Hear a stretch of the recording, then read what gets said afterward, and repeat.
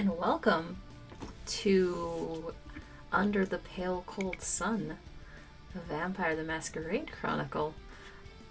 This is the premiere episode of this show, and we're very excited to get started. Hi everybody in chat, good to see you.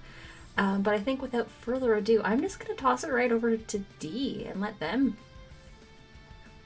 go through. Hi. My name is D, or Riddler, or Devel, if you're saucy. For the evening, I will be your master of ceremonies.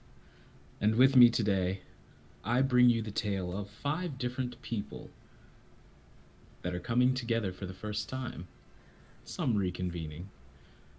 But we're going to begin to watch the threads of destiny weave them together over the course of the next 3 or so hours. So thank you for joining us. And we should start, to my right, with our first guest. Introduce yourself.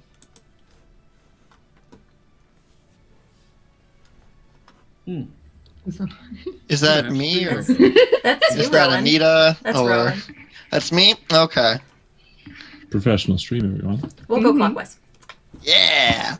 Hello, lovely people. I am Rowan. My pronouns are they, them. And tonight I will be playing Fiorentino de Calza, whose pronouns are also they, them, and goes by Fee to most people. Hello. Okay. I am NNG or Alicia, and I will be playing Victoria Bista. My character's pronouns are both she, her. And good evening, everyone. My name is Martin. I will be playing Ray Renault, and both of our pronouns are they, them. Hello. I'm Darby, and I'll be playing Minerva. Both of our pronouns are she, her. So, yep. And I'm Anita. And tonight I will be playing Genevieve Clark. Both of our pronouns are she, they. So, now that we have met our cast, let's settle into our setting. The year is 2020. The city and location is Detroit, Michigan. The date is probably early September. Let's say September 9th. The time is sunset. Genevieve, you are the first to awaken as the sun goes down. What does your abode look like? My sire has provided quite the luxurious estate. A bit of a high-rent apartment in one of the nicer areas of Detroit. Interestingly enough, it's almost like a closet. It's nice for entertaining guests when you have guests over, but the closet towards the back is well protected from the sun when it comes in the mornings. Made sure that I got the opposite side so that way there wasn't that much light coming in, but there's always the blackout curtains, of course. But nicely furnished, almost sparsely decorated. There are a few antiques laid out on some of the shelving units. But Genevieve just sort of arises and makes their way to the kitchen and opens the refrigerator door and grabs out a bag. And on your way there, you realize that you have awoken not from the coffin that was provided to you in a very dramatic sense from your sire, but in that very sparse guest closet, as you look around, sort of laid stiffly against a wall as you come to rise. Oh no, not again. You retrieve the bag from the icebox in your kitchen, and you cut it open and begin to drink, and there is a sense of deep metallic satisfaction as your first drink of the evening revitalizes you and truly makes your senses come awake. There's a small chirp on the Motorola flip phone that you have had for 20 years despite your sire's insistence to upgrade. And you see it is the only person that calls you as soon as the sun goes down. Mrs. Ophelia Justine. Hello, Mummy dearest. Darling, good morning, as it were. How are you feeling? All right, I suppose. The ambling happened again, but what else do you expect? That is wonderful. You know that your sleepwalking is such a great premonition for what is coming forward. I have a feeling that this new cast member that's going to be joining us soon will be eventful. Oh, good to know. I'm expecting an... oh, did you... do I have another sibling? And, you know that you're the only one I've ever sired.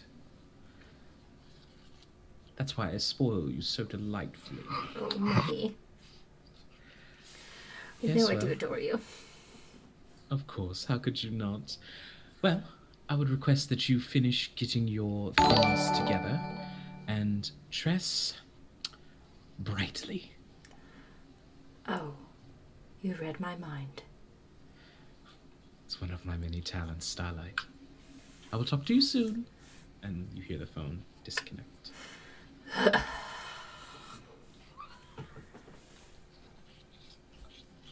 Well, time to get dressed. All right. And the camera will shift and pan over to this large, elegantly designed mansion in which, sleeping in your frequent guesting spot, Victoria, you awake inside your sire's sanctuary. He preferred to keep you close so you could go over much late briefing over what the plan was, not only for the meeting tonight, but also for the days that follow.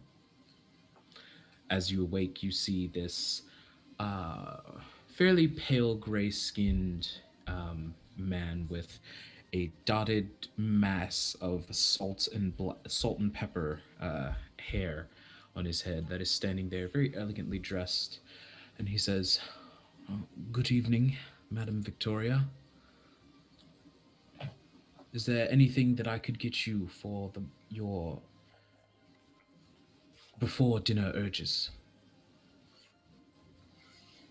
Patience for dullards. But aside from that, no.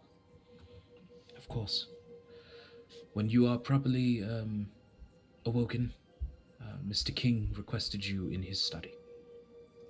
Of course. Fine. Go. And he exits the room.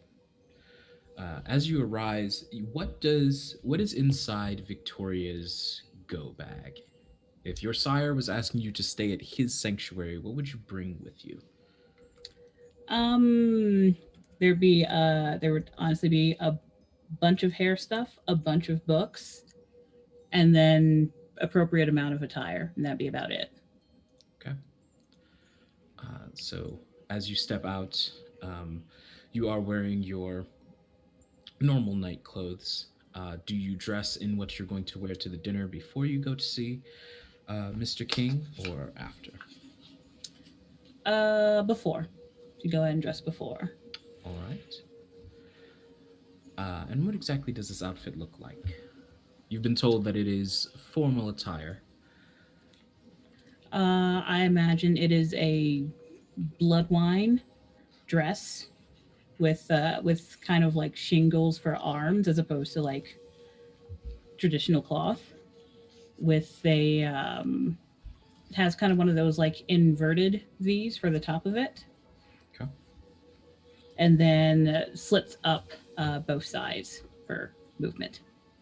Wonderful. So you make your way through the chilly mansion, passing a few of the different butlers and maids on the way, and you enter into the slightly ajar door of the study, and you see standing towards the back, wearing a dark chocolate colored suit with a yellow undershirt and a yellow tie. Is currently affixing the cape on his do rag.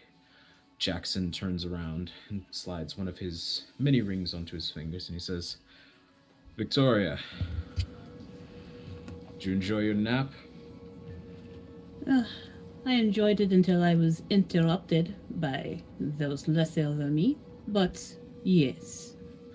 Yes, yes. Well, we do have business to attend to, darling. So, we've been over the briefing. New Malkavian that was sired. What do you think of that? Malkavian. Now that is interesting. Yes. My suspicions is it's likely either Cassandra or Ophelia, as those two are the most daring. I don't know why they'd be foolish enough to sire someone without the prince knowing, but not everyone is as smart as we are. Mm-hmm. We are hard to top, no? It depends on the person. Lastly, there's another bit of information I wanted to go over with you. There's someone coming up from Chicago, a contact that I want you to meet. I may be in a personal meeting while it happens. I believe they go by Fee. They run a club down there that I want to expand with before other folks get the chance. It'll be good for you. Start forming your own little coterie. Fine. Everyone starts somewhere, no? I do tire of these minor things. Malkavian well. sounds much more interesting. Something tells me you're going to end up dealing with more than one person tonight. Then perhaps it shall actually be interesting. And he sort of takes a moment affixing his Rolex and looks at you and says, "Is that what you're wearing?" Is that what you're wearing? And he smiles and he says, "No need to bring out the fangs. I'm going to give poor Edwin a heart attack. Let's go." And from there, the camera draws out of the large stained glass window behind the pair of you. And we shift over to a very quaint, almost the apartment of a college student, to put it frankly. There are books sprawled all about, and there's one or two empty bags that are on the sort of side table. Minerva, as you awake from your sleep, is this mess something that you would have left? Yeah, definitely. You look around and observe your room, and you see that you have gotten 15 text messages because for some reason your sire just can't seem to understand the concept of texting you in paragraphed. So it's a lot of like one sentence messages that give you the lowdown on a meeting with the prince tonight at the Michigan Theater. Cool. Minerva's gonna, sort of look around her room, maybe shift a couple book piles in a way that makes sense to her. Look over some papers that she was probably working on before she went to bed, and then put on something nicer than what she slept in. All right. So probably a nice little button up and like kind of formal-ish blazer looking thing and slacks. Okay. So. as you prepare to leave, your apartment in particular is about an hour away from the Michigan Theater, so you are going to have to leave a little bit early to make the appointed time. And as you step out of the door, you see this pale skinned young blonde man who says, "Hey, Minnie, how are you?" You know, I'm doing. This is your name. This is your neighbor, Charlie, and he is a blood bag. He's kind, not kindred. He is a human, and he says, "I just wanted to see. I know, last time I came over, you said that you weren't available for a drink that night. I wanted to see if you were. I'm having a thing at my place. If you wanted to." Stop by. Oh, that's super sweet, Charlie. But I'm on the way out of here. You just haven't. You caught me at the wrong time again. I know, man. It happens. Maybe another you're a time. busy lady, right? Yeah. I don't want to You're strong, independent. I totally dig that, man. I totally dig that. I'm here for that. So I guess I will just catch you in chemistry. I mean, if you actually show up, because you've been skipping a lot of class, which is cool. I'm here for that. You're rebellious, and I like that. Yeah, it's just so much of you got night shifts and stuff like that. Like studying late, papers. Oh right, yeah, for sure. Yeah. Master's grind. I feel you. That dissertation isn't going to write itself. Oh, for sure. I can relate to that. I had to skip the other day because I was doing a 24-hour stream on my YouTube. So, we're both grinding.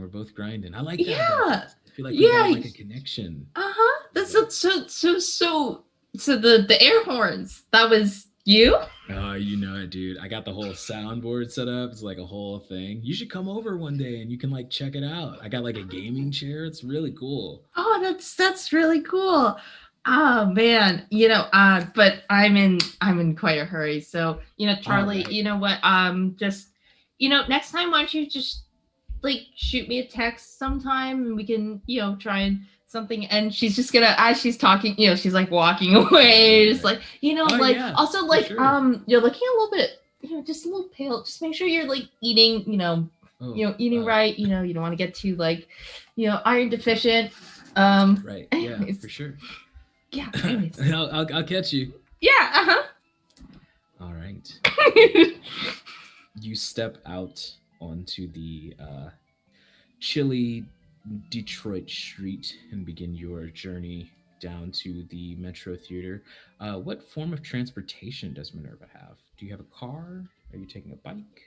Yeah, I think she'd have a car, like a kind of old car. No one would look twice at. Wonderful. Yeah. As you sit in the seat of your car, before you can turn the key in your hand, you get 4 more text messages from the only person who texts you in that way. And you look at it and it says, "Tell the prince I can't make it. So sorry for the inconvenience. She'll probably be mad though. So have fun with that." Just thumbs up on the tell the prince can't make it. And then any reason I can tell the prince? And they respond with a no and that emoji that's smiling and cover its eyes. I'll send the monkey emoji covering the mouth and the thumbs up. Awesome. And as you start your car and begin to back out of the parking lot of your apartment, the camera shifts over to a limousine, a very fine limousine with all black interior and tinted windows. Fee, you are very relaxed in the back seat of this limo, with someone gorgeous on your arm that is currently sleeping. And you have been driving up from Chicago for about the past 3 or so hours. The ride is made a lot easier by the comfort and style within which you ride. And you get a ring on your phone from a number that you do not recognize. I'll answer it. Is this Yeah. Fiorentino? Yes. Fantastic. My name is Edwin. I am sort of the prince's right-hand man. Hmm. I am supposed to be welcoming you to the greater metropolitan area. Okay. And So welcome. I can On feel the top love of that- already. Yes.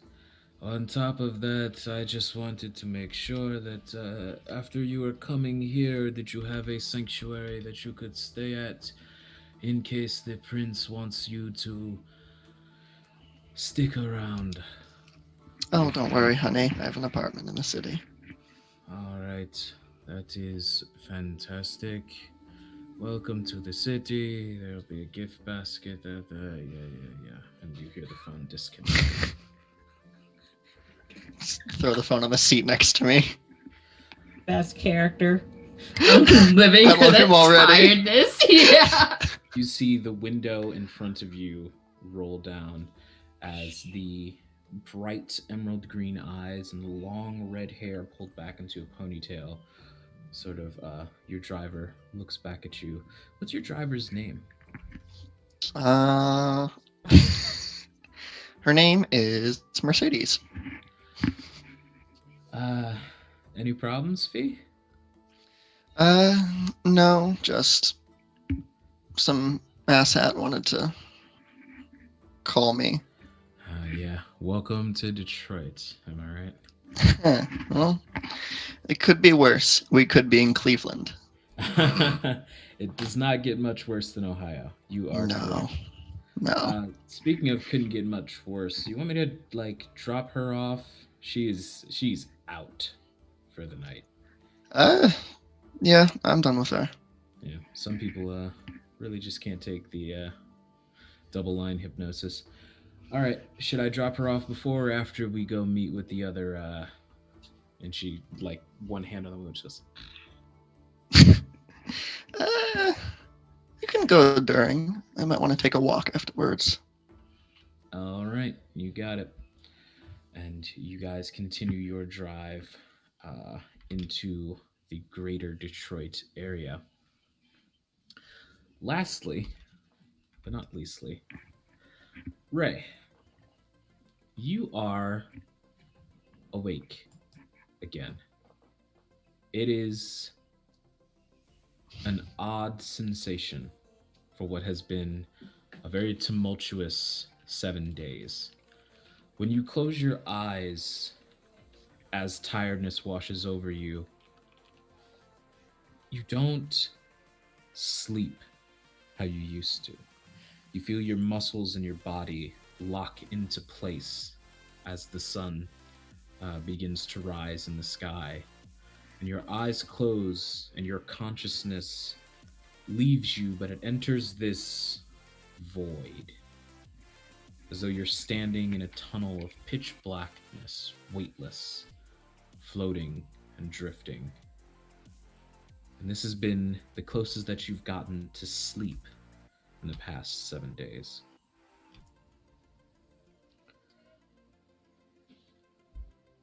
You look around the room. It is a veritable tornado of papers and books and research that you've been doing into your seemingly new physique. You check your phone. There's no correspondence from the person who made you like this. What do you do?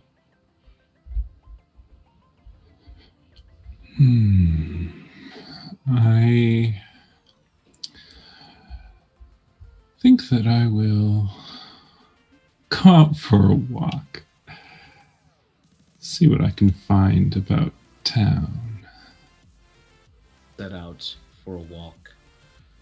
And as you step down to the lower, you live close toward the heart of the city.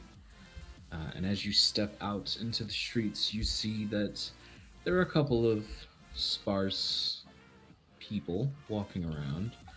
There's more than a couple food trucks, but all the food, it used to smell great, greasy, but still good. Now it smells like dirt and ash. But the people, being down in the center of such a large wave of people, has almost driven you to a state of frenzy that you have hardly been able to keep yourself from indulging in. And as you walk, you smell all of the people around you. Make me a hunger check. First roll. Yes. I'm gonna need you to remind me how to do that. Okay. It is- So, what's that? It says it's just the hunger die, correct? The hunger. Yes, just roll the hunger die.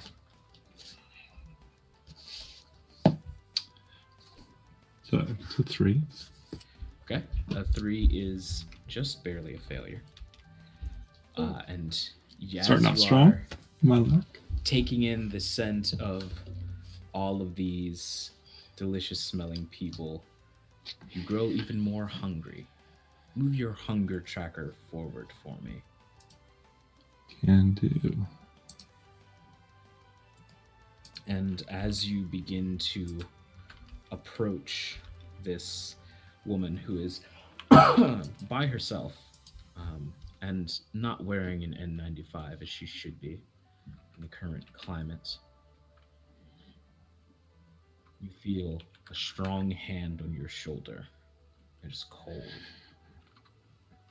And you see this probably 6'8" man with long black hair that reaches just past his chest, and these dark red, almost hypnotic eyes, dressed in which you could tell used to be a fine black business suit, but it is old, though well taken care of.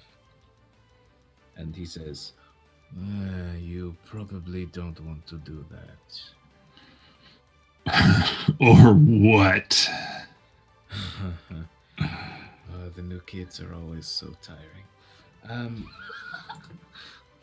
Tell me so that I can fix it before it's too late. Have you drained anyone yet? Oh, you know, 1 or 2 dozen. And did you drain them all the way? If so, where are the bodies?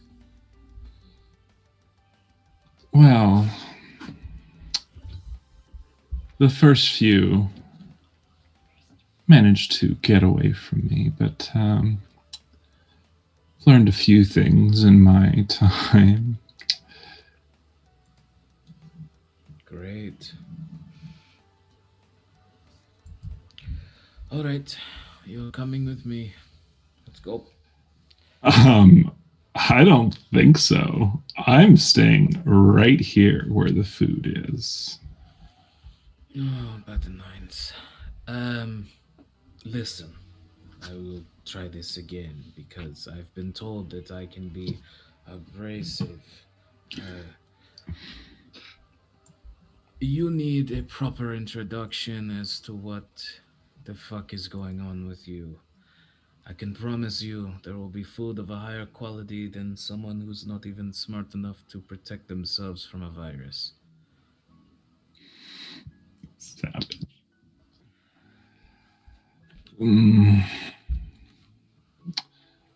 Very well. You can lead me. Amazing. Let me fix that real quick. Oop. That should be better. And you start to... How's this? Is this better? Awesome. So you begin to follow this figure as he leads you back to what looks like a large black Hummer. And he lets you into the back seat and jumps in the driver's side and says, "So, you're dead. That's crazy." Yeah, I had a little moment of panic when I first woke up, but starting to see things a little differently. And you see that he sort of shakes his head a bit and mutters to himself and says, "Malkavians are weird. Yes, you are indeed kindred. And there's many things to learn, but I'm not a fucking teacher. So just sit tight and we'll get you to the prince."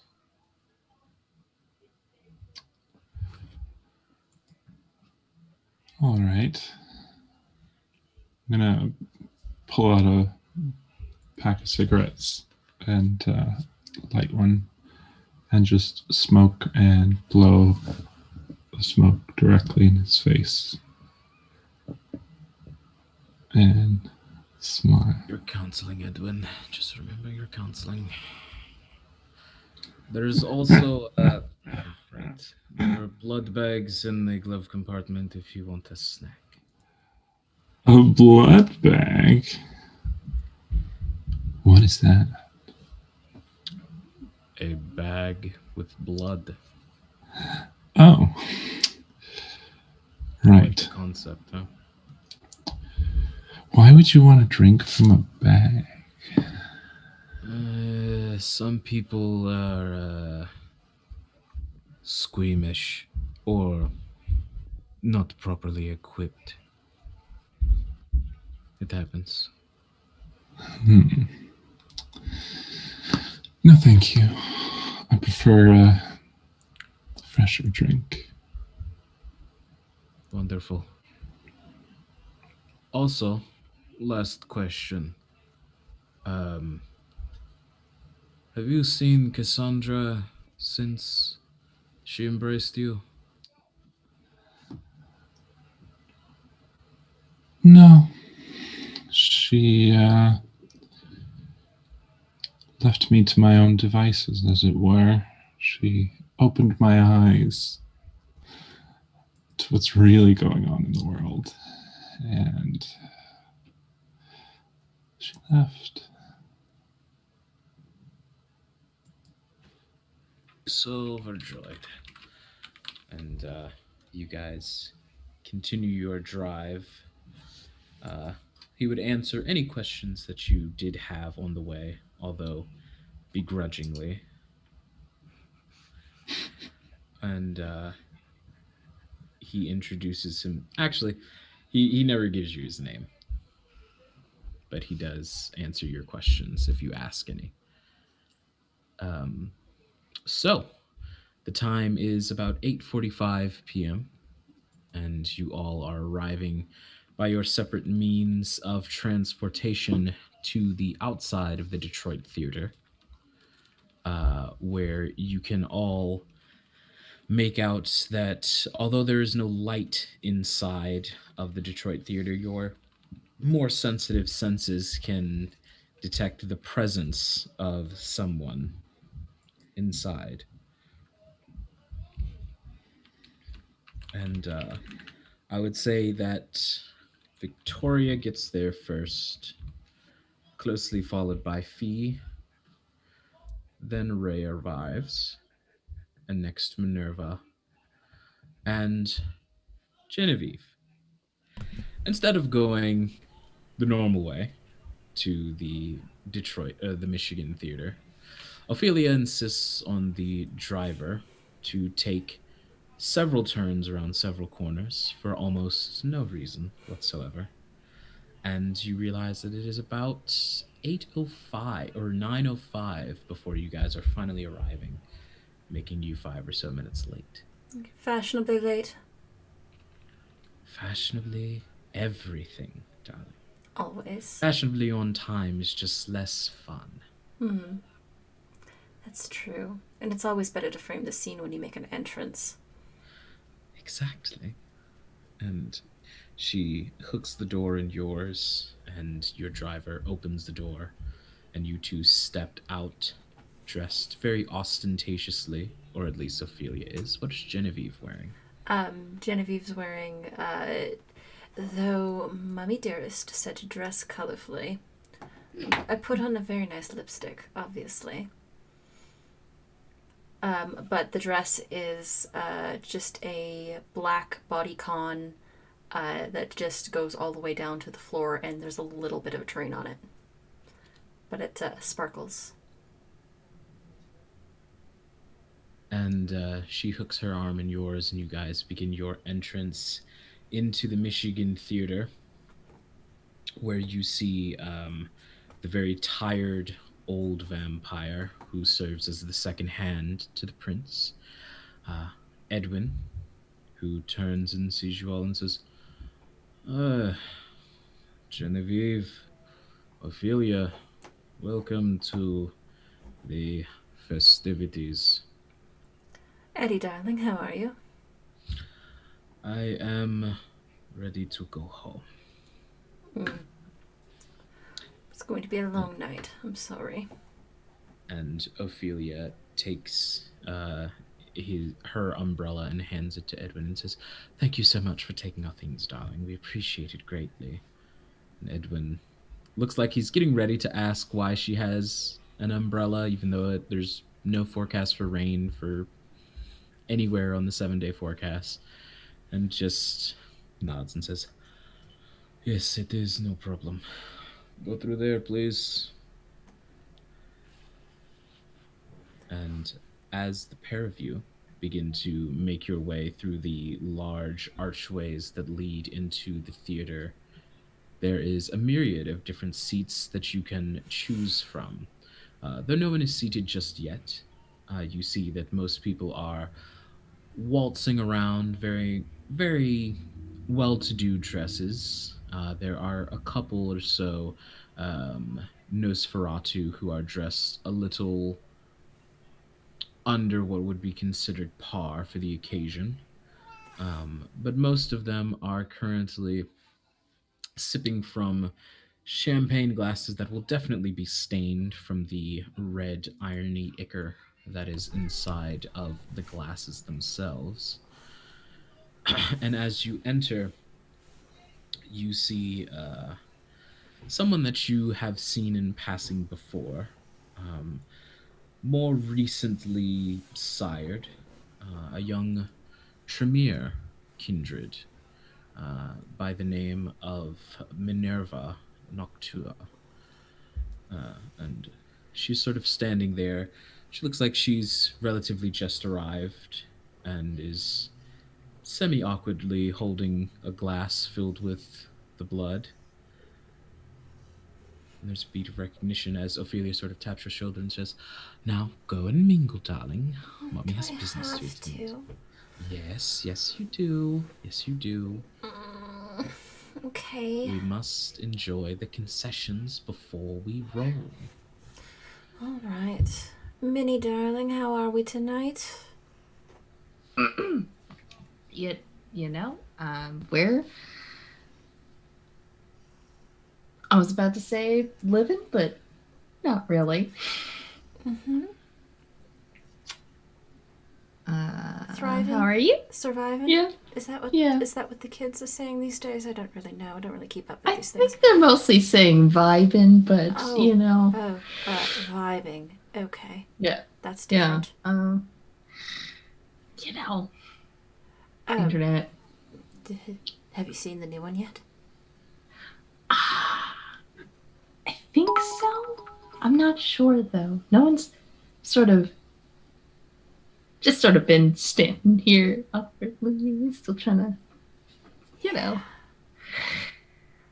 Come on, let's Don't try really and know get a how to- peek. I'm Oh, gonna okay. hook into Minerva's arm, and we're gonna try and sneak around and see if we can find this newbie.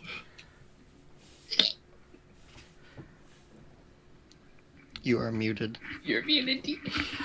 I was muted that. No, no, D Dee's was. No, muted. I No, was. no. That was you're fine. I was just reacting so well. As you guys Sometimes make your it- way to sneak off, moving upward, Fee, you are up toward the balcony area of the Michigan Theater, in the large rows of seats. And you are currently speaking to a young man by the name of Jason Hargrave. You know that this is also a Tremere person, and he has a vague interest in using club goers and their tendency to be inebriated to see how it will affect his blood magic. And you are currently holding a conversation about the types of drugs that people take in the Eclipse Club. And he says, So tell me, what exactly is the most popular type of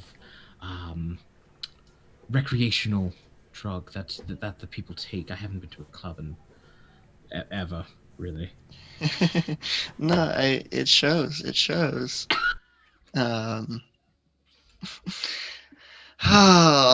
I mean, it depends what kind of night you're looking for, but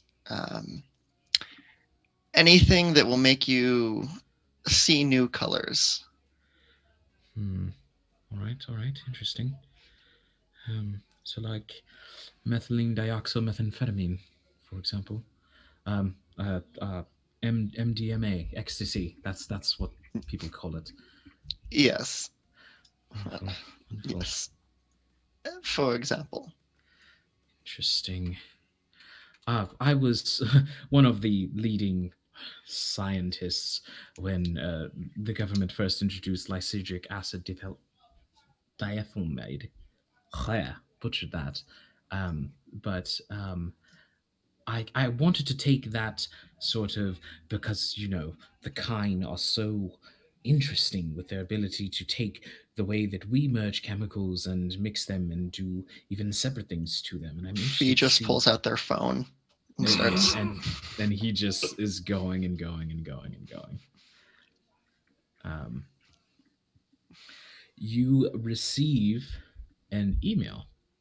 Oh Not a boy. text message, funnily enough. And you flip it open. The address is just a jumble of letters and numbers. Attached is one of the. Oh, let me get it right. Let me get it right so I do not offend. What is it called? Yes, and attached to it is what looks like scroll-like paper or a background, and it says, "I see you," and it has a Wadjet or an Eye of Horus right underneath it. No idea who this is from. No clue. Delete. And as you sort of very no, I was gonna say politely, but No. as you leave the conversation, They would just walk away. As you leave the conversation with Jason, he just goes, "Oh, right. We had to catch up after the." You can find my number somewhere. All right. The camera pans down and forward from the top balcony, past the curtains, where we see Mr. Jackson King standing with a very close by standing Victoria. And you two are speaking to another person of note in the city of Detroit. This is a Nosferatu man, a long hooked nose that curls like a gremlin, and large pointed ears, coupled with mottled gray skin that is dotted with liver spots and small white hairs. patching throughout them. He is, however, dressed in a immaculate white and gold suit that looks expertly taken care of, and there is not a spot of dust anywhere. And he wears these dark shaded green glasses that are inlay with small bits of something that sparkles like diamond. And this man's name is Lyman Padalecko. And you guys are currently conversing about how it would just be a tragedy if someone employed his expert team of hacking services to take down a local tech company that was trying to start up inside your business range. Oh, yes, quite tragic. I cannot imagine such a scenario. Yes, it would just be the worst, wouldn't it? Well, Jackson, you know my prices. They're pretty small still, so I suppose you could still get hold of the discount. As much as I hate that I offered that damn thing in the first place. And Jackson sort of nods and says, well, you offered the discounts because you are a businessman, Lyman. It's one of the reasons that I even associate with you. And he says, oh, it's not because of my sparkling good looks. It'll be done. But I'm not going to contact you when it's done. I've had enough of you. You, madam. I'll be in touch. I've wait with bated breath. And he does a very overly accented bow. And he turns to begin to leave as the door to the backstage opens. And you all see this fairly disheveled looking, pale as a normal kindred, wearing dark square box glasses, hair a mess. They look very tired. And Jackson sort of leans into you and says, and so a new challenger enters the arena. Let's go find a seat. Agrees. Ray, you are ushered in through the back of this particular stage in the Michigan Theater. And as you are led in, you are first brought up the stairs and behind the curtains, and you're sat down in a very plush but dusty red and gold chair that is in the center of the stage. And you see sitting next to you in a slightly larger chair, appraising you with some of the most gorgeous eyes and features that you've seen in a very long time, wearing a very tight body contour dress with dark red sparkles all across it, and eyes that are the color of the sun that glitter against every refractive piece of metal in the room, and dark long red hair that curls down to the nape of the neck, and wearing a very expensive looking gold and diamond encrusted crown. They look you up and down. Did you enjoy your ride? Well, the music wasn't exactly what I was hoping, and company wasn't either, if I'm honest. Edwin gets the job done, but not much more. So tell me, who are you? You look so interesting. You are indeed one of Cassandra's childs. I am your prince. Well, what does that mean? Are you gonna tell me what to do? I believe it's time we found out. And with the two claps, you all hear a burst of various motion. Genevieve and Fee, you guys are on the top left-hand balcony center as you are up there trying to, or not, and Fee, Genevieve and Minerva.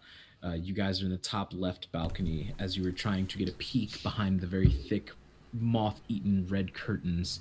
And as the claps resound throughout the Michigan theater, almost unnaturally loud, all of the various kindred take their seats. Victoria, you and Jackson are seated in the center balcony. Fee, you, in an effort to escape the annoying prodding, have made your way down to some of the floor seats, although a nice one at that. He is taking up about 4 seats. They're sitting in one, arms splayed out, legs resting on the seat in one of them. Fantastic. And you all see these heavy red curtains slowly be pulled back. And you watch as there is this very stuffy looking professor type who's looking around, very intrigued, eyes darting left, right, trying to take in as much information as they can possibly see. And you see in the center of this stage the prince. And the prince looks up and addresses you all and says, "My kindred, it is such a joy to see your faces here. For those who are new to Detroit and the greater metropolitan area, as I see there are some from out of town, allow me to officially introduce myself. I am Prince Cameron von Teller III. Welcome to my domain. I like to run things in a certain ritual, as I call it. There are certain things that must be approved by the prince. And there are certain kindred who think themselves above the rules that the prince would set. Sitting next to me is an example of that. This young Malkavian has been unfortunately brought into our embrace without my permission. Please, introduce yourself, Professor." And they sort of rest back in the chair.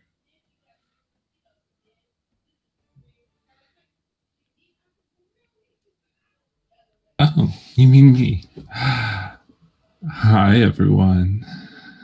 My name's Ray. I didn't realize there were so many of you, but also so few. I'm going to very much enjoy meeting each and every one of you. And especially you, pointing to one of the Nosferatu. I'm like, you look absolutely fascinating.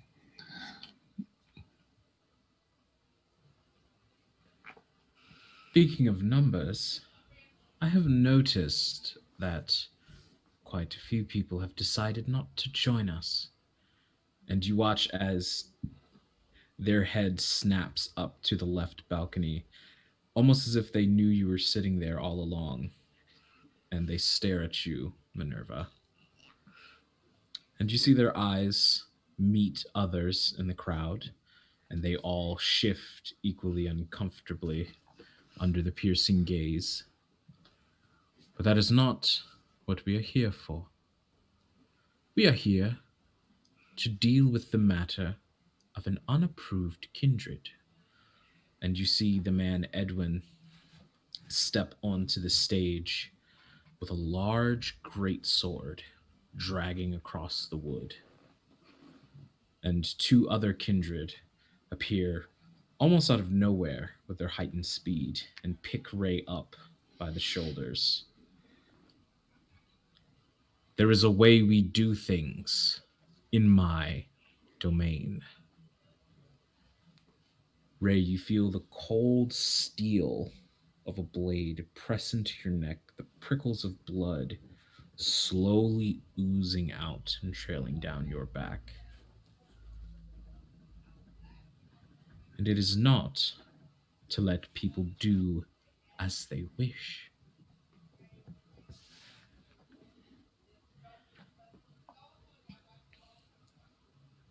Ray, what do you have to say for yourself? Well, just because I'm a trained therapist does not mean that the aura in this room is not palpable. There's weakness here. Fear, perhaps. There's something here. And I'm determined to find out what it is. And so, dear Prince, standing up and just kind of delicately running my finger along the sword, just licking the blood, might be of service to you. Who knows, maybe I'll even find dear Cassandra, repay her for what she's done. A death for a death, perhaps? What an excellent idea. I need the children of Ophelia Justine, Jackson King, Nymeria Page, and Kirla Edwards to meet me on the stage. The rest of you stay put. And you see as the curtains close and various kindred appear and begin to escort you all to the stage. Jackson looks at you, Victoria, and says, "Well, someone's in trouble," and leans back in his seat. Places, everyone, places.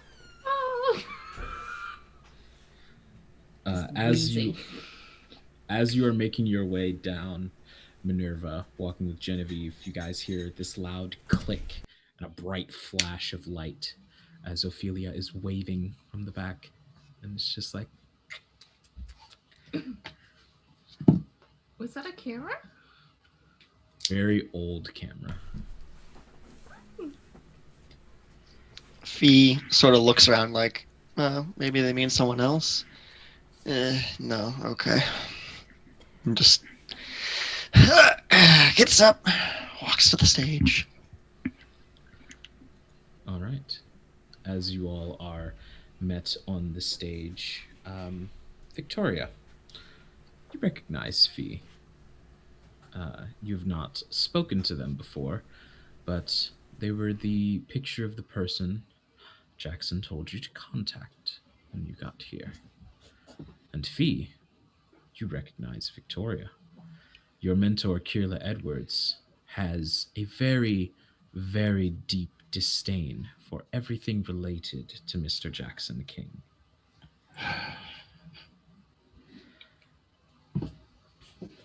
As you all step onto the stage, you see that Edwin sort of takes the blade, wipes it clean, and stabs it into the stage proper. Everyone except Victoria, this is your first time standing in front of Prince Cameron, and they have an almost palpable aura to them that you can feel even from your seats in the balcony, but being this close to them, they almost stare through you as they look to each of you five. Well, children, welcome to the theater. the accommodations to your liking? Fee goes into an obnoxiously deep bow, and says, "Oh, it couldn't be more perfect." Hmm. Okay, the accommodations are quite lovely. Nemiriat sends her regrets that she couldn't be here. She didn't tell me why. She just, did her usual 15 text messages in a row. But the drink is lovely. Just in a And they two-handed hold. Fee puts a hand on Minerva's shoulder and just, honey. You know, my sire, you know that I was made for the stage. How is Madame Justine? Oh, she's quite lovely. She's out there right now, obviously in, her spot. I try to avoid speaking to her. She's, she is a lot, but family is family. You don't get to choose. Hmm. And they turn to look to Victoria. We Dressed to kill? dressed to succeed. What do we all think of our new Malkavian child here? Oh, they are brand new. I think they seem fun. Oh, Did anyone tell you anything? no. That's definitely her style, though. It's just a cut and run. Who? They are bold, that is for sure. Ray, was it? I like your style. Well, not your style, but It's kind of You like, get it. When you're a teenager and you think you know everything, and you are absolutely certain that everyone is wrong. that sounds about right. Yeah, Yes. that's about Mhm. right. That's about what we're that's- dealing with here. That's the And vibe, I guess. As you all are exchanging these pleasantries, the prince stands and says,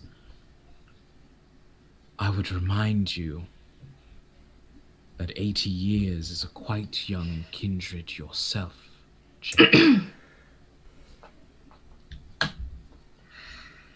Ray brings up a fabulous point. This is not the first time that Cassandra has been derelict in more ways than one. I want Ooh, her found. do I have brothers and sisters? And they turn to look at you and say, I would hope not.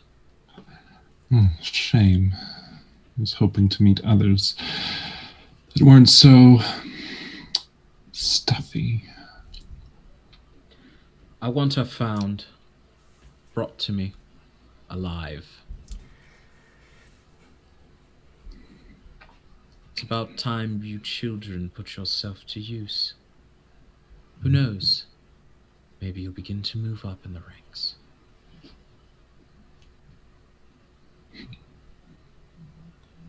Edwin will give you a point of contact, and then you're on your own. And do be careful with the new child. If they break the masquerade, Edwin will come for you all. No pressure. Cool. Oh, wonderful. He grins an enormous grin. What's that? We'll talk about it later. We'll talk about it later. Good luck. And Oh, the prince begins to make their way toward this small back room, to which Edwin opens the door. And Edwin, as the prince begins to ascend the stairs, Victoria, you notice that Edwin is definitely staring at you.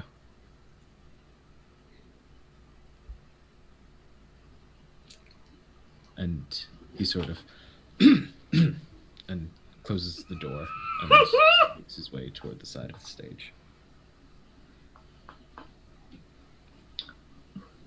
Oh, that boy has it bad.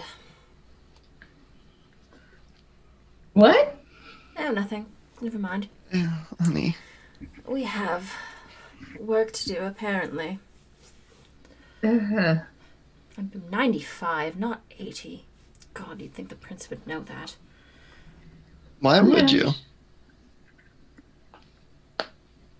Prince knows everything, of course. It's important. Knowing and caring are two different. You're the worst, I was Fifi. muted. My bad. You love me. I do. But you're the worst. We need to find a room first. Let us do that and discuss. Come along. You hungry, darling? Let's get you some food. Oh, do I get to eat now? Well, of course. Thank goodness, I'm starving. How do you guys go so long without eating? Grab a goblet. It's just Fact this. Very, So was it? You do know you're so much prettier when you don't talk, right? who me? They're very. You want me to stop talking? I said you are prettier when you don't. Oh, don't worry. I'll shut up soon enough. Good. Let's find a Yes. room. You Food. lead them to a room that you all can smell is full of the kind that are a part of someone's herd. You're not exactly sure whose, and it doesn't exactly matter. As you step in, you see that there are several people who are sort of sitting by a table.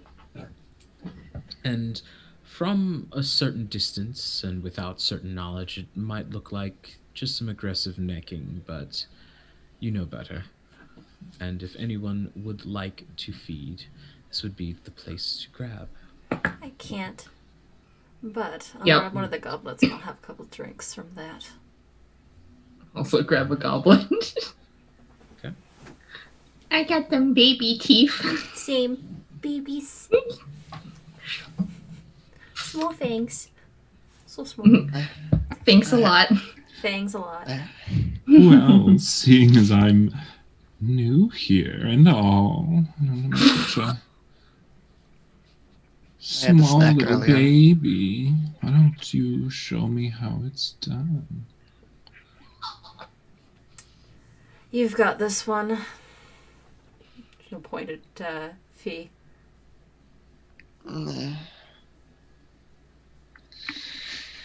Yes, alright, whatever. Sure, it's my turn. We'll go ahead and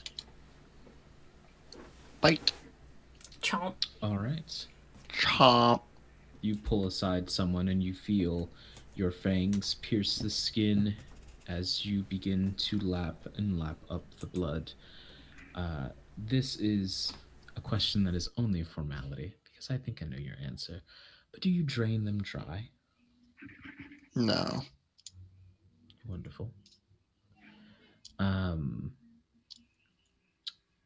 Ray, you see the way that Fee draws someone in, even wordlessly, and even though this arrangement has already been preordained, as it were, there's this almost aura of seduction that rolls off Fee in waves as they pull someone close and very gently pierce into their neck and begin to drink.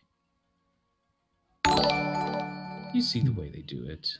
It's interesting to watch, but that hasn't been the way that you fed. You look around and you spot someone who's sort of standing off in the corner. They look around. They don't seem nervous.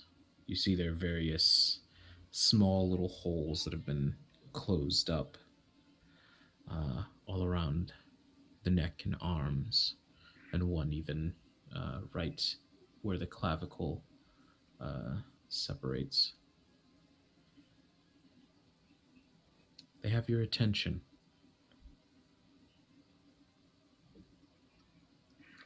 Hmm. Well, let's try this again. And I just give them a little wave. And I stare into their eyes. I'm going to try to put my influence over them.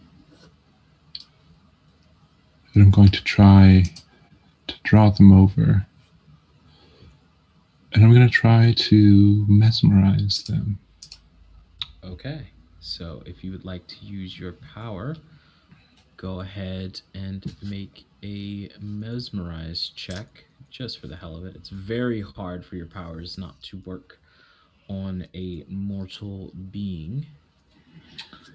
Okay. You can go ahead and rouse the blood to see how well it works. Right.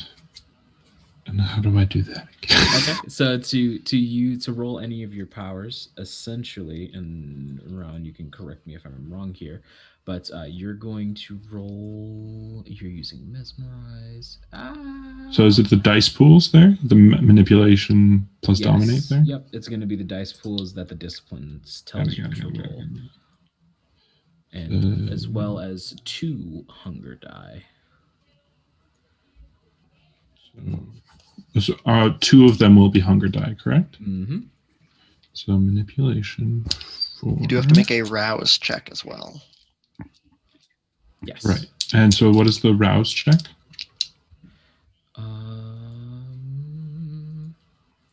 It's my first time playing. I'm a baby at this too. Same. First time Mood. Played a baby for a reason. Rouse check. Oh my god. Rouse check is you're going to roll your hunger dice, and if one of them fails, your hunger increases by 1. Okay. But other than that, so I have to... Or if they all fail, or if one of them fails. It's one of them. It depends on the threshold, I believe. I'm trying to find my fucking cheat sheet I have written down.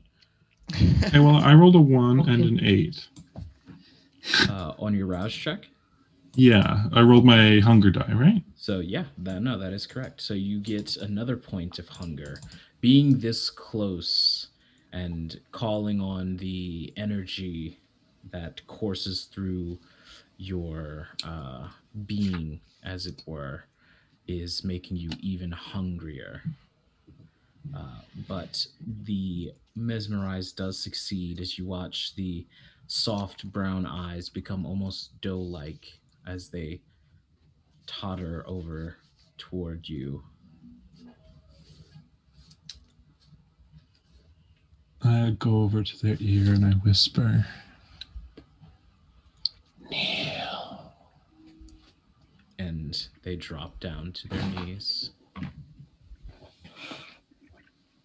Beg for it. Oh boy.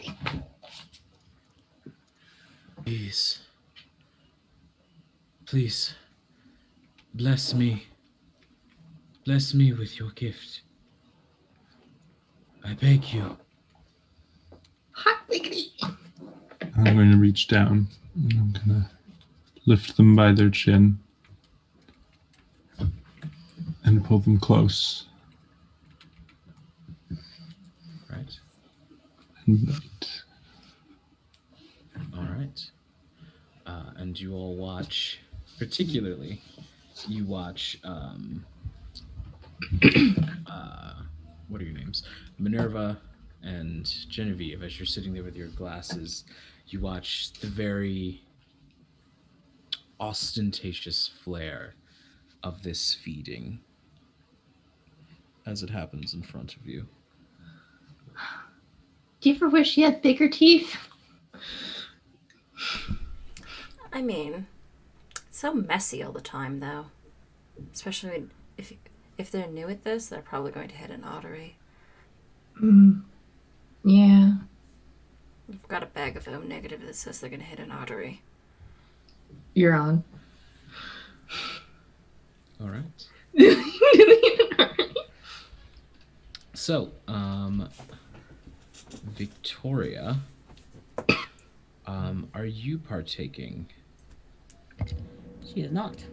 All right. So then you definitely would notice that there is one person in particular who appears to have stopped feeding and is watching very closely at the young Malkavian. Do I recognize this person? You don't, and that is odd for you.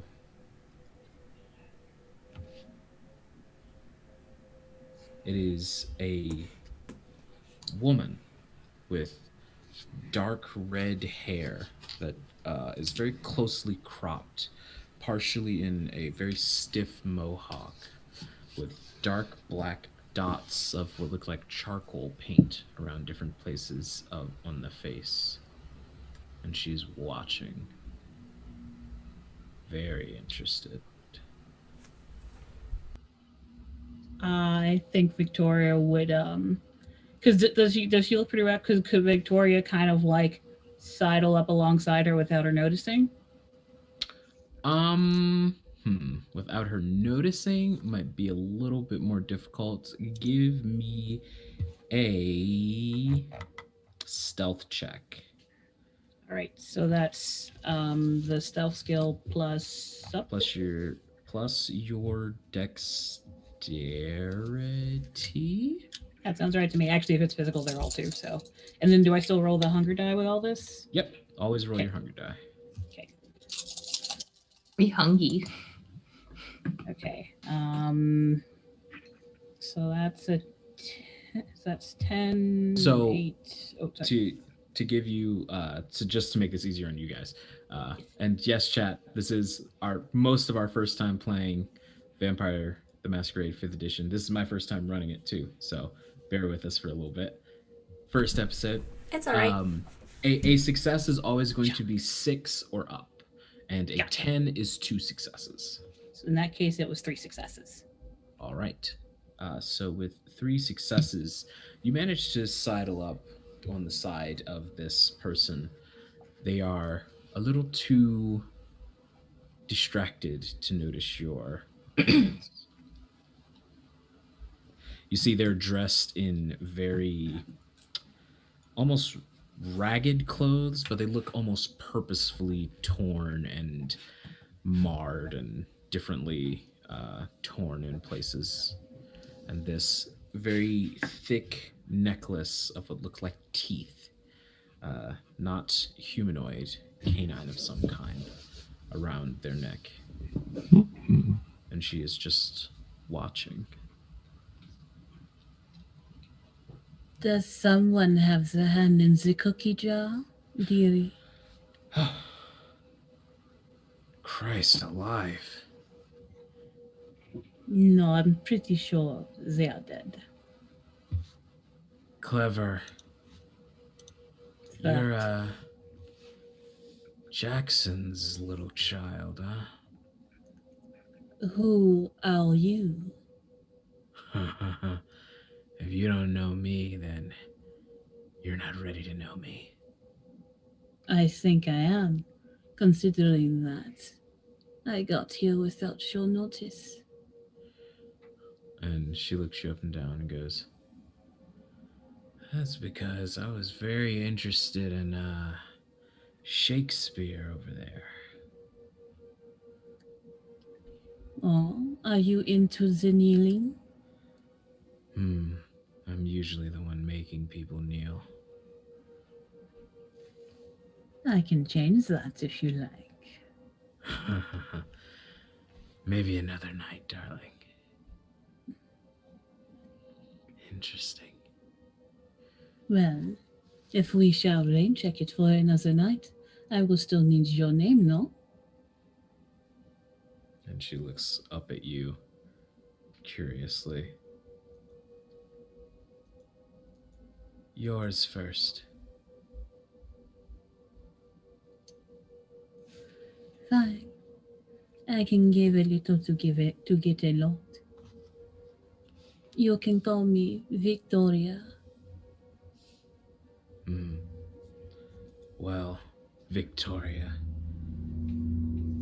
when you're dealing with other kindred, never trust a word out of their mouths.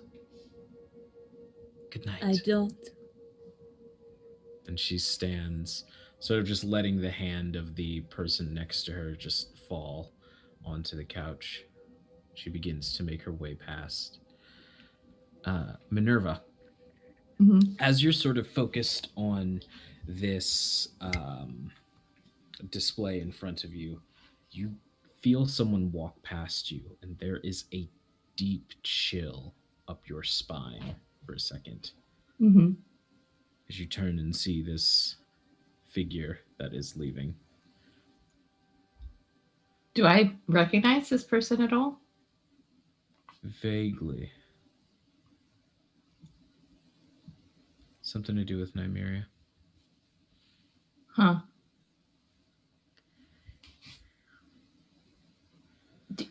I'll turn to Genevieve. Genevieve, do you recognize them? Do I recognize that person? Mm-mm. Can't say I do, Min Min. Hmm. Got a weird vibe off of them. There's a lot of vibes going around. Is it vibe a good Yeah. thing or a bad thing? Someone needs to explain this to me. It could be either. You know, I'm not sure that they passed the vibe check entirely. You know, it's How do you I- check for one's vibe? Is it like reading an aura or? kind of like reading an aura. Kind of also just like it's complicated. Okay, well, you'll have to explain these vibes to me at some point in time. I will. Yeah. Just Can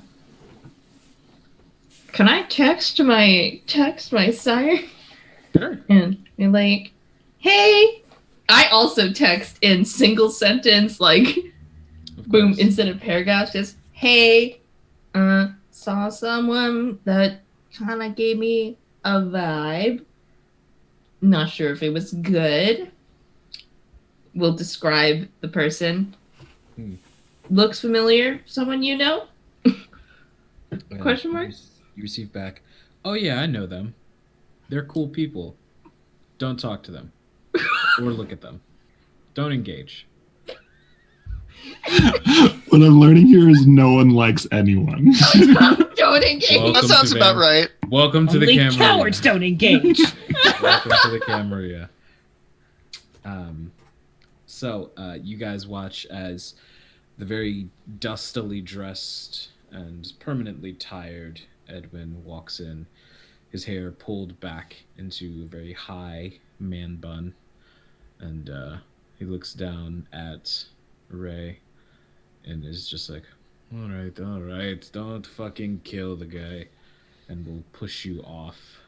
You have Oh, you're ruining my fun. driven your hunger back down to 1. And Edwin sort of looks at you blankly and says, right. So you all have been contacted, and the prince has someone that they would like you to go see first before you deal with finding Cassandra. Supposedly it'll help. One of her former coterie. You're going to have to explain exactly what the Sabbat is to this one, but you're going to be looking for a Sabbat vampire who's been stalking nearby Navy Pier. He is very ruffled young gentleman. So approach carefully and don't start like a war or anything. Is that possible? I have a question. Yes. What the fuck's a Sabbat? Is that That like is where I the take day my that leave. we rest? Bye, or Eddie. what? Well, Edwin, Good night. Very pointedly is trying not to react to that and just goes, "Yep, good night." And the door. So easy. Okay. What was so easy? Fee goes You're up being to distracted. Now we have work to do. Fee goes up to Minerva and says, "Here, honey, hold this," and hands her like a little pocket mirror to redo their lipstick. Okay. Higher. Just get Yeah, the whole... no, you're good there. I messed up my lipstick, and I hate when they're raw. You know. I drink from a bag, so. Very sorry. Oh, so baby the teeth. blood bags are for you then? What's it like? Oh, like a really thick smoothie, I suppose. I mean, you know how when you were, well, I wasn't around for that, but sometimes kids would have these juice pouches where they just stick the straw in, and it's kind of like that.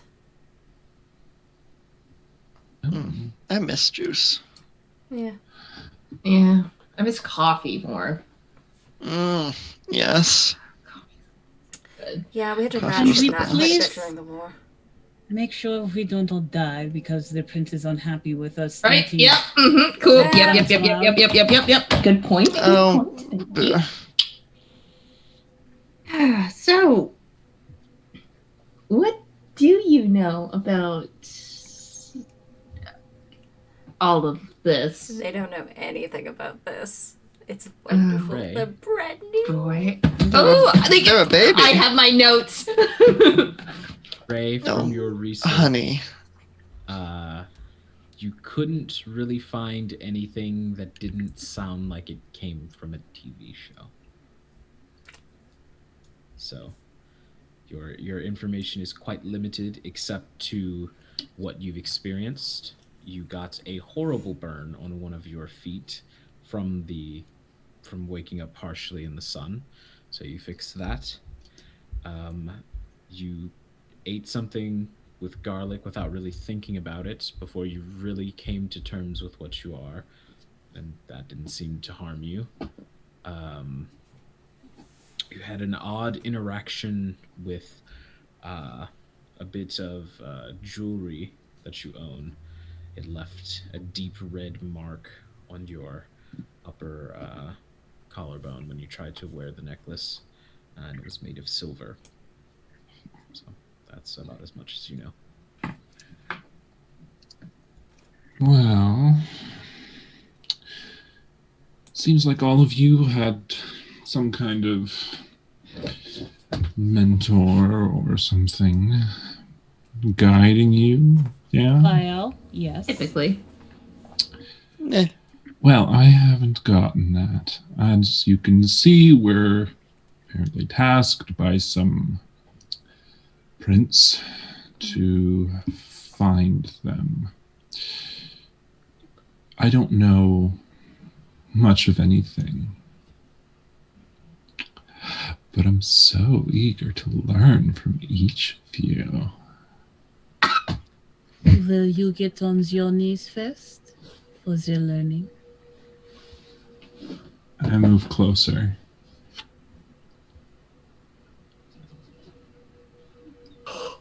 Only if you beg for it. Right. I will not be the one begging. Trust me. All right, Doms, let's get to work. Well, important stuff to know. Fire and sun, avoid those. The rest of it's pretty much nonsense. Depends. Stake to the heart. Stick to the heart. Not a good time, unless that's what you're going in for. The dusty old fart and the crown, don't be mean to them, because they will kill you again. So. And this time it'll stick. And try to So- keep your feeding to the down low, you know? Don't want to draw too much attention to us.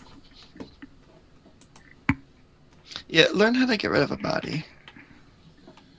how to contact people to get rid of a body.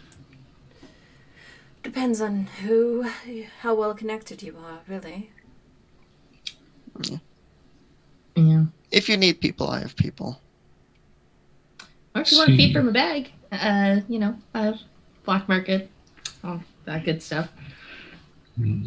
I mean, if you have no taste, sure, but I can't help it. Teeth. Uh, So we really can't die.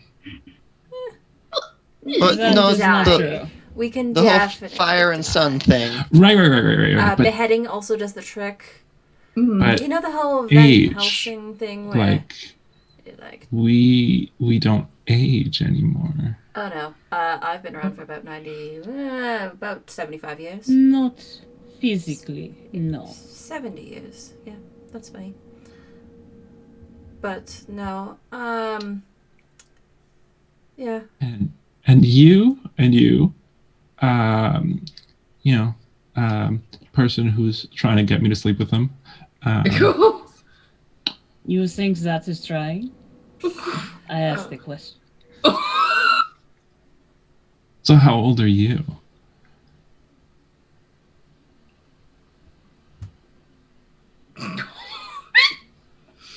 All right, jeez.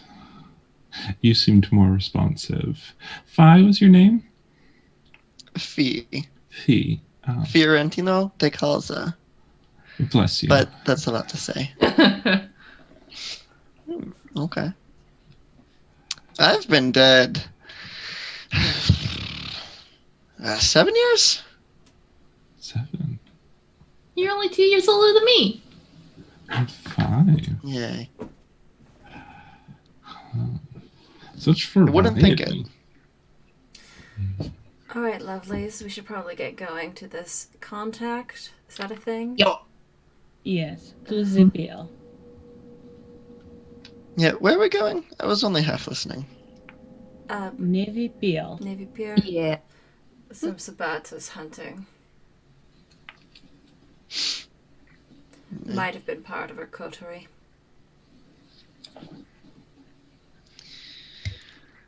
Let's go see. Yeah. I knew I was going to go for a walk tonight. All exit the Michigan Theater, and you see that one of the many drivers, whose name you haven't bothered to learn, Victoria, sort of looks at you and says, "Oh, Madam Pista, Mr. Jackson said that he had to stay behind to continue to conversate with the prince." Of course. I am not surprised.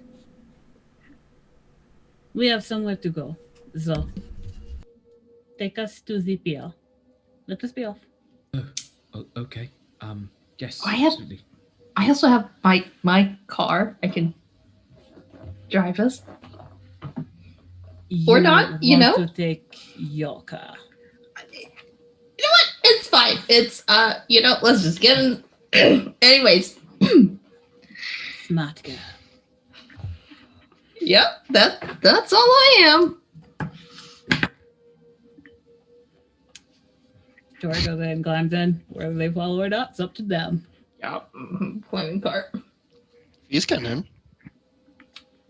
Guys, Let Ray go in first and then get it. step into the interior of this Hummer limo. You see that it is very, very nice interior. Very well kept, very orderly, very Ventrue, for those of you who know exactly what that entails. Victoria, in your seat, the seat where you always sit, you notice that there is a small brown envelope. I open it. You open it, and it says, "I see you too." And there is a watchet that is printed on the old mottled yellow paper, an Eye of Horus, under the text. Finally, something interesting besides noise. Closes it up. Marked it for What you got later. there? Something interesting. May I? No. Like what? What is it? You know what you have to do to learn from me. Oh my Can God. I try and snatch it? That is you not can going to go well. You can Oh. certainly try. You can Cool. certainly try. Go Party ahead. versus party rules. Party versus party rules. Yes. Go ahead and roll me a. As a note, I do have a rank in Brawl Kindred specifically. Oh, okay. I guess it would be larceny. I mean, but I'm holding it. Is that larceny at that point? I mean, snatching it. I guess athletics. Either athletics or larceny. Executive decision. What are you better at, larceny or athletics? I got a fat 0 in both. All right, then it's going to be larceny. All right. And, Strength or dex? You can use dexterity Cool. because of the nature of what you're trying to do. Victoria, go ahead and roll me. Because I would imagine that Victoria is going to very roughly rebuke this attempt. Yes. So I would say go ahead and roll me a brawl check. Yeah.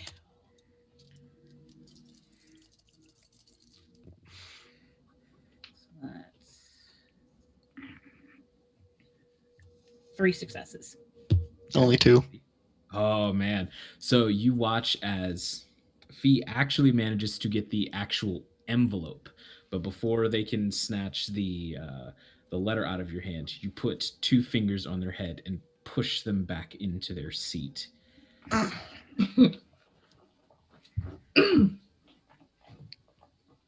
What have we learned? Tosses the envelope back.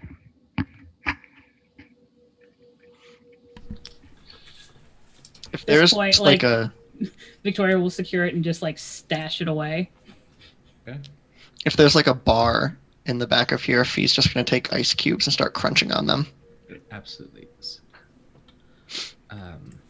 Genevieve, Mm-hmm.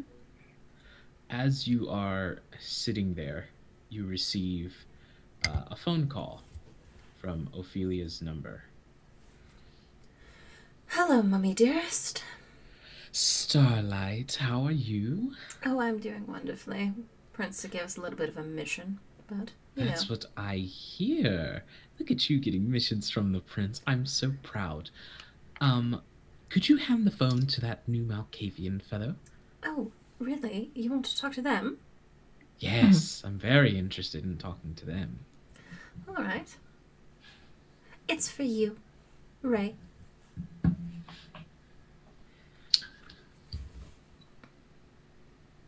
Hello. Hello there. I don't believe we got a chance to speak to one another. And, who might this be? This is Madame Ophelia Justine. Pleasure. Ophelia Justine. Yes. Doesn't ring a bell. Oh, it shouldn't. It shouldn't. But then again, the actors are always more famous than the director, aren't they? What can I do for you, Ophelia? I just wanted to extend my sincerest apologies for your rather throwing a child into the deep end type introduction into the clan Malkavia. You... What's a Malkavia? Oh, darling, I could tell you were a Malkavian before I even met you. You are one of a chosen few, a member of a clan that has long since been the directors of the world behind the scenes. Well, sounds interesting. Indeed. And, what exactly can you do for me? Oh, you could just ask Genevieve. I can do many things for many people. And you're one of our actors now. So if you need anything, darling, simply a phone call away. I see. And suppose I can just ask Genevieve for that information. No. No, I don't think we mentioned it to Genevieve. I can get a hold of your phone number. Very well. I suppose we won't talk to them about it. All right. Wonderful. Now, give the phone back, darling. I do have to finish speaking. Okay. Well, it was lovely speaking to you, Ophelia. I look forward to speaking with you soon. Smooches. And I pass it back to Genevieve. Starlight, Yes, Mummy. could you do me a favor? Mm-hmm. That Tremere girl that you're traveling with, Oh, keep an yeah. eye on her. Okay. I don't know. I feel like the script has dangerous plans. Good to know. Do be careful, Starlight. Oh, always. And I will talk to you likely in the next eve if you have a mission. All right, we'll talk to you on the morrow. Kisses. Kisses.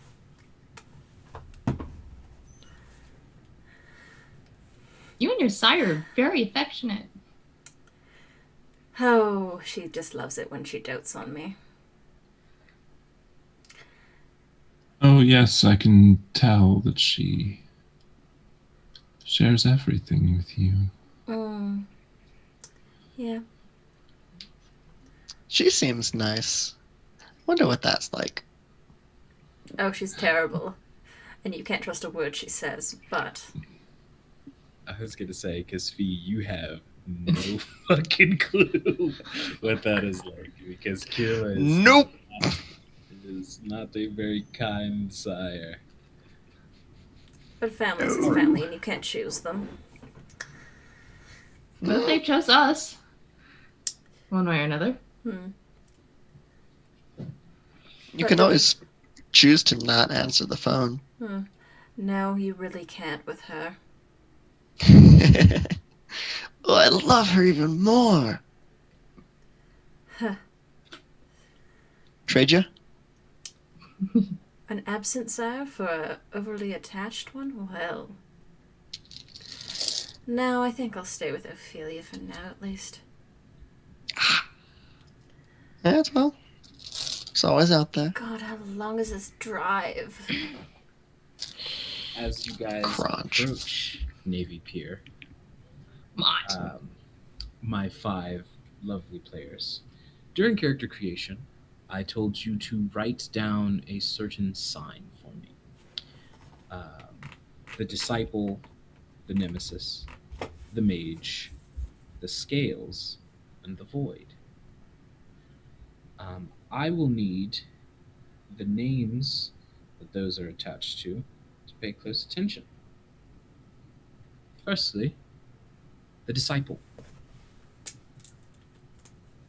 Highs or lows? I think I'm living for the highs right now. Okay. And now the scales. Highs or lows? I feel like I have to pick low to be contrary now. Okay. Just gotta roll with it. And next, the mage. Oh, Fee is always at least a little bit high, so.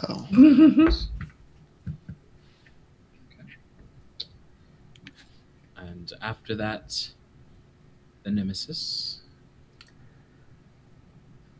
Let's go high.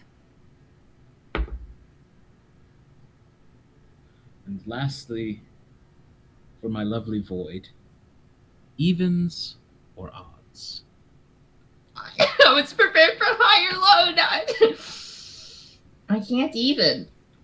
So let's go odd. Ah! Stop. That pun was just to die for. I'm gonna leave. Yes. All right now. I'm just rolling them in one after another. As funny as that would be, I don't want to fuck up the overlay. Right. So, Dude, As that you Rowan was all- brought low by that one. stop this. I will drop rocks on this entire party. Suddenly there's like an avalanche on the car. Middle of Detroit. Yeah, like a building Like, weird, collapses. rocks die, re-roll. No care. None of us have good Characters strength sliding either. on the street. As you guys make your way out to the pier itself, you come close and feel the car stop.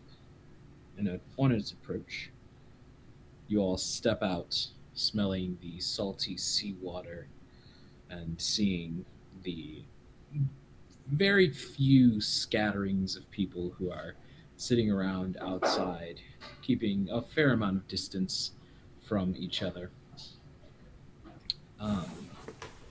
And remind me one more time, the mage. Could you speak your name, please? That's Fee, correct? It is. Okay, Fiorentino de Calza. I was just making sure that I had it right minutes. Fee, as you step out, you see on a nearby bench, you see this odd black leather journal that is sitting there with a strange symbol on the front of it. I'll go check that out. All right. As you flip through it, Do I I recognize the need- symbol? well, let's find out. I need you to make me an occult check. Okay. Cult intelligence? Yes. That is 2 successes. Okay. With 2 successes, you don't recognize the symbol, but you do recognize the pages within, and they are spells, rituals. It appears you found a spell book. What's that?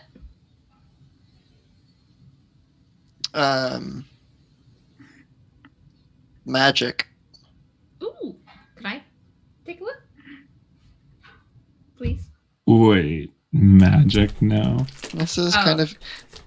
It is kind of your thing. My thing. That symbol on the front is interesting. Might I have a look at it? Yeah. Can I also? I am trained in occult. Anyone who would like to can roll Likewise. occult for me. Now, please remind me how I roll. Okay. So if you look at the stats you are rolling, and this is an intelligence check, Mhm. every dot you have in the appropriate fields, so intelligence and occult, those make up your dice pools. Okay. And so if you have 2 dots in intelligence and 1 dot in occult, you have 3 die that you're going to roll. So if I have 4 in intelligence and 3 in occult, I roll. You're rolling 7 dice. I need another D7, D10. And a 6 or higher is a success, a 10 is 2 successes. Yeah. And make This- sure one of your dice is your hunger die. And your Oh, die right. always has to be your hunger. Would my specialty in blood magic in the occult help out at all? Don't you know? It certainly would. What would that do? Does it change how I roll or anything, or is it just? I believe you add. You get an more- extra die. Yeah. You just add more die, so 8d10 to work with. Oh, just wait till I try and persuade someone to do something. Right? We're gonna have a time. It's gonna be ridiculous. Okay. That is 7 successes. And Minerva. So both Okay. Fucking I. 3, I rolled like 2 10s. 4. I have 7 in my dice pool for that. Anita, So, first roll, anything- incredible successes. My first roll fucking failed. Just one right off the bat. So I've got 5 dice that are above a 6. Okay. And are any of those tens? 110. Okay, so that is 6 successes. You guys both can recognize that this is the. Give me like 30 seconds to make sure I don't butcher the pronunciation of this. Translate.google.com.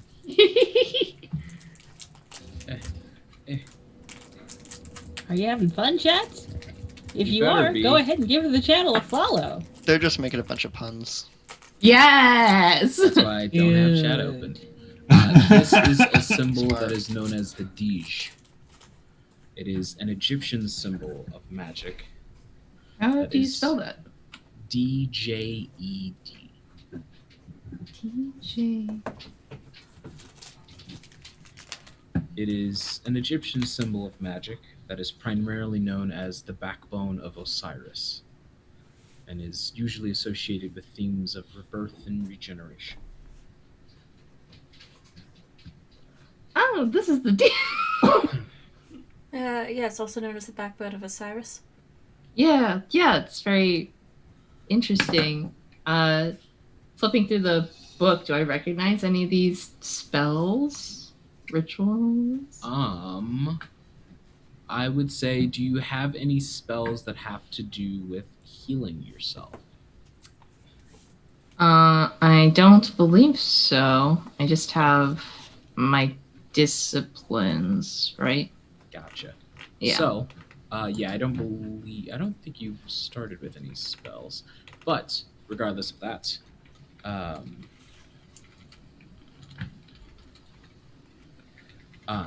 you do notice that most of them are odd, archaic.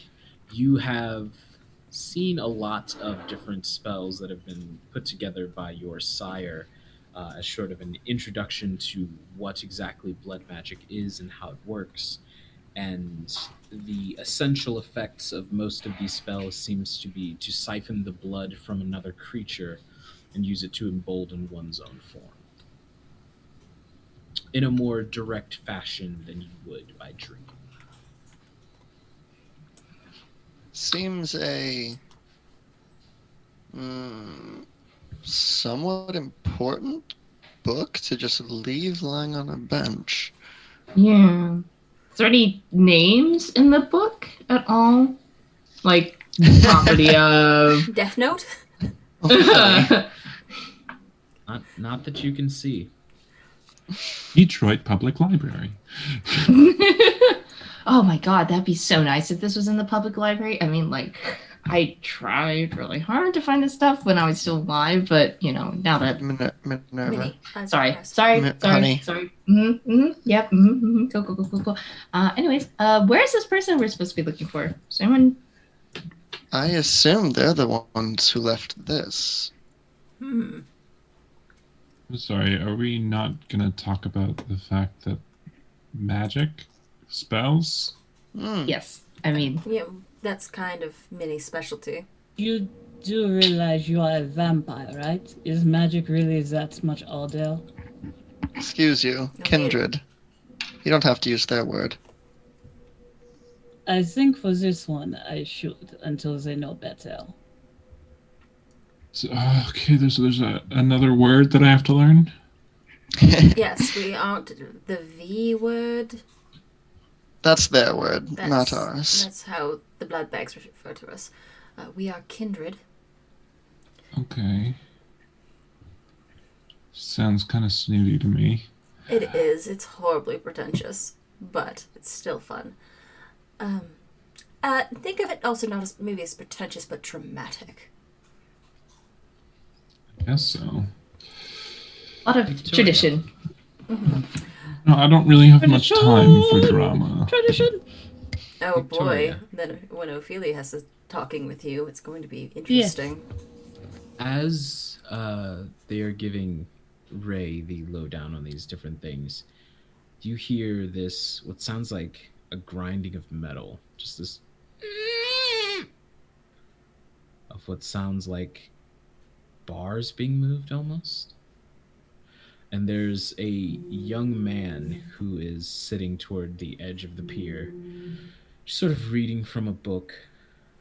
And you watch as this large, elongated hand reaches up, grabs him by the waist, and pulls him underneath the pier. And you hear a brief. There they are. There's our friend. Mm-hmm. Shall we take a dive? Oh, this is Silk. As you No all- worries. You don't have to succumb to peer pressure. As you all take a look on Honey. the side, you see large metal bars that are bent open from a sewer entrance, as it were, along the edge of the pier. And now that you know where you have to go, the question is, what exactly are you looking to find? And that's where we're going to take a quick 5-minute break before our lovely coterie enters the sewers. Oh, Raiders, what's up? Welcome in, Raiders from Chromatic Chimera, and also thank you, Encounter Roleplay, if any of you fine folks are still around. Thank you for that raid earlier on in the evening, too. So, hi, friends. Welcome in. We're playing a spooky vampire game, and we're just about to take a quick 5-minute break, but then we'll be right back with more action with our little found party of kindred. Yeah, It's a Yeah. coterie. just got a little But coterie. yes. Hooray! We'll be back. We'll be back Stick in around. 5 minutes, so stick around. bye-bye. Bye.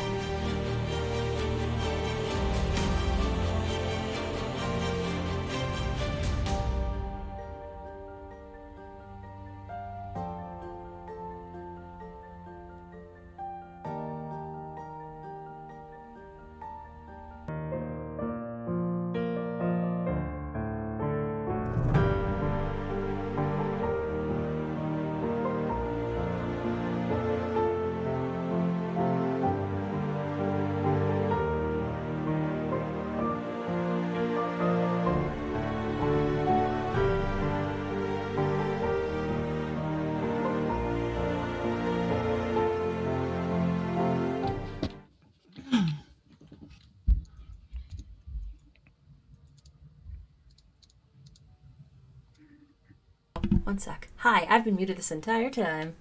Oh, Yeah, Been having this no. whole conversations. But that's okay. We're good now. Lovely.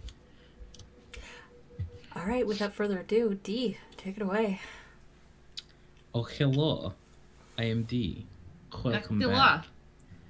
When we last left, our newly formed coterie that makes up of an interesting cavalcade of people has been put in charge of the young fledgling by the name of Ray, a Malkavian who was sired and then left out to the wind as their what would the name be?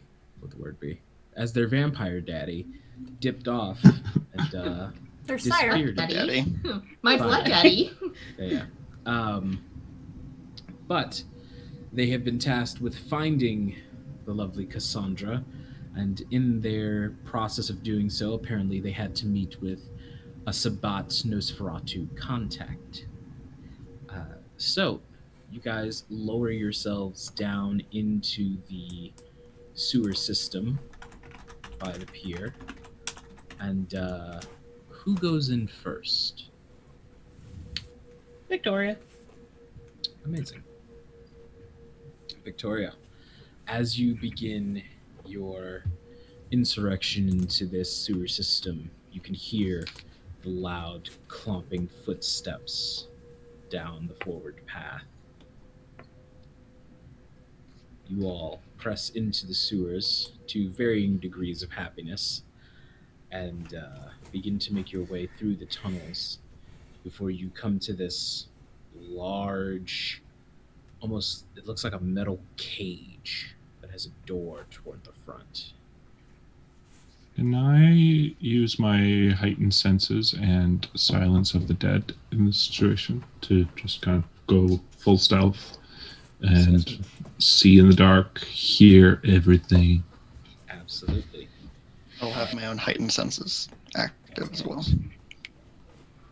And I believe I need rouse checks for those heightened senses. Nope. No. Oh, okay, cool. It's one of the freebies. Good. So, Turn it off you now. guys, I always confuse it with Auspex. That's why I said that. But you guys activate your heightened senses, and the smells are not pleasant, but the sounds that you hear are very unpleasant. You hear an animalistic slurping and what sounds like the crunching of something. Hard to tell. Gross. And we all hear that? Or Not really. This large metal cage seems to be soundproof in certain places.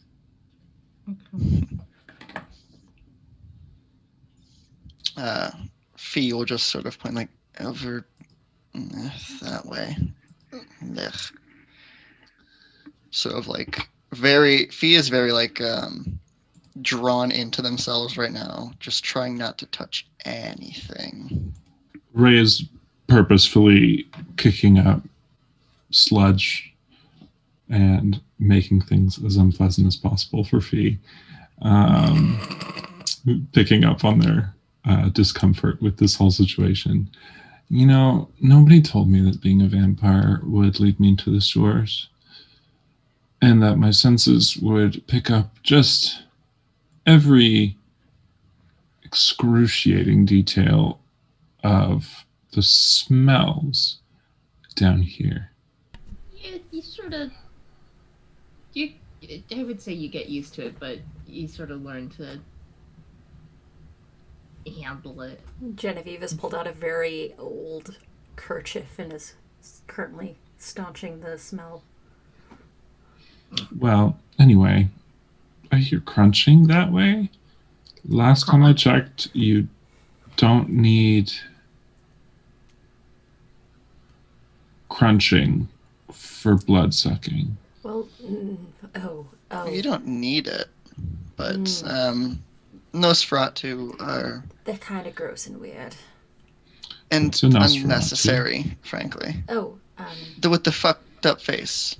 Oh, the put it really that way, weird, but- interesting looking guy. yeah, like Nosferatu, like, you know, the old movie where it was like, yeah, that one. Yeah, they tend to That like is clearly sewers. not in your skill set. What was that, Victoria? Tact is clearly not in your skill set. Directed at Fee.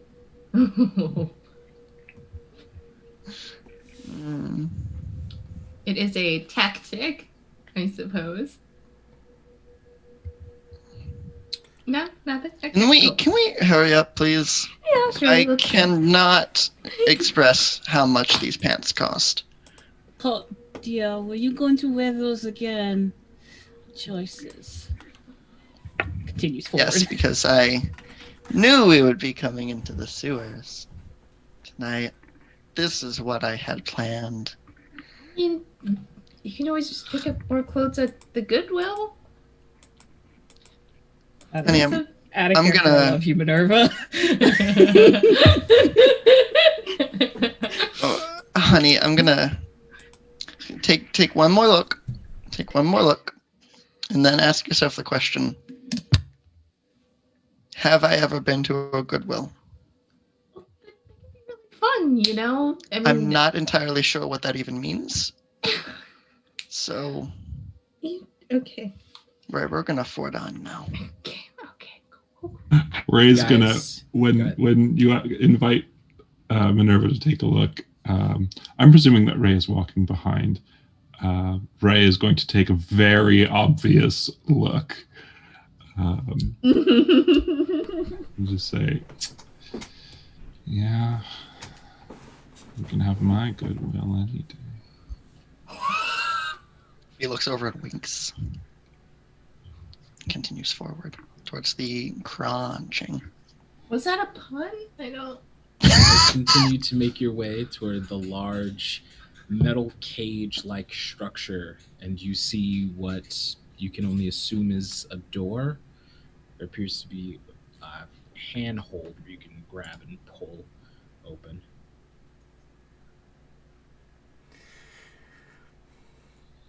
Who wants to crack open the egg? Oh, let's get this over with. Try to go and pull it open. Bless you, Fifi. Pull open the door, and you see what looks to be about a 7 or so foot tall, hunched over, completely gray-skinned Nosferatu with a shaven head and long pointed ears, long claws and very thick, large incisors that is currently hunched over a humanoid form and is grabbing large chunks of metal and biting down on it with these razor-sharp teeth and making that distinct crunching noise before scraping it out of their mouth and throwing it into a pile on the side. You also see a woman wearing very fine purple outfit and a curly mass of raven-colored hair that spills down to the shoulders, and very pristine circle-framed glasses. And the Nosferatu looks up. Here we are. The fuck are you doing here? We have business from the prince. I don't serve no fucking prince. No, you wouldn't. Believe us, we don't want to be here either. We just want to talk very, very briefly, and then we'll get out of your hair. Honey, chew with your mouth closed, please. Oh, we got one of the pretty ones down here, do we? Well, Sorry, Your Highness, is my accommodations not to your liking? well, you weren't expecting guests, so. And you see the woman over on the side table go, oh, but I was. Look at you all. You all are very, oh, you definitely have a style amongst you all. Interesting. Go on, do your introductions. Well, hello. You two seem so interesting. Personally, I'm not bothered by your abode. Bit odoriferous for me, but I do like your style, Mr. What is your name? Mr. Bald hair and pointy incisors there.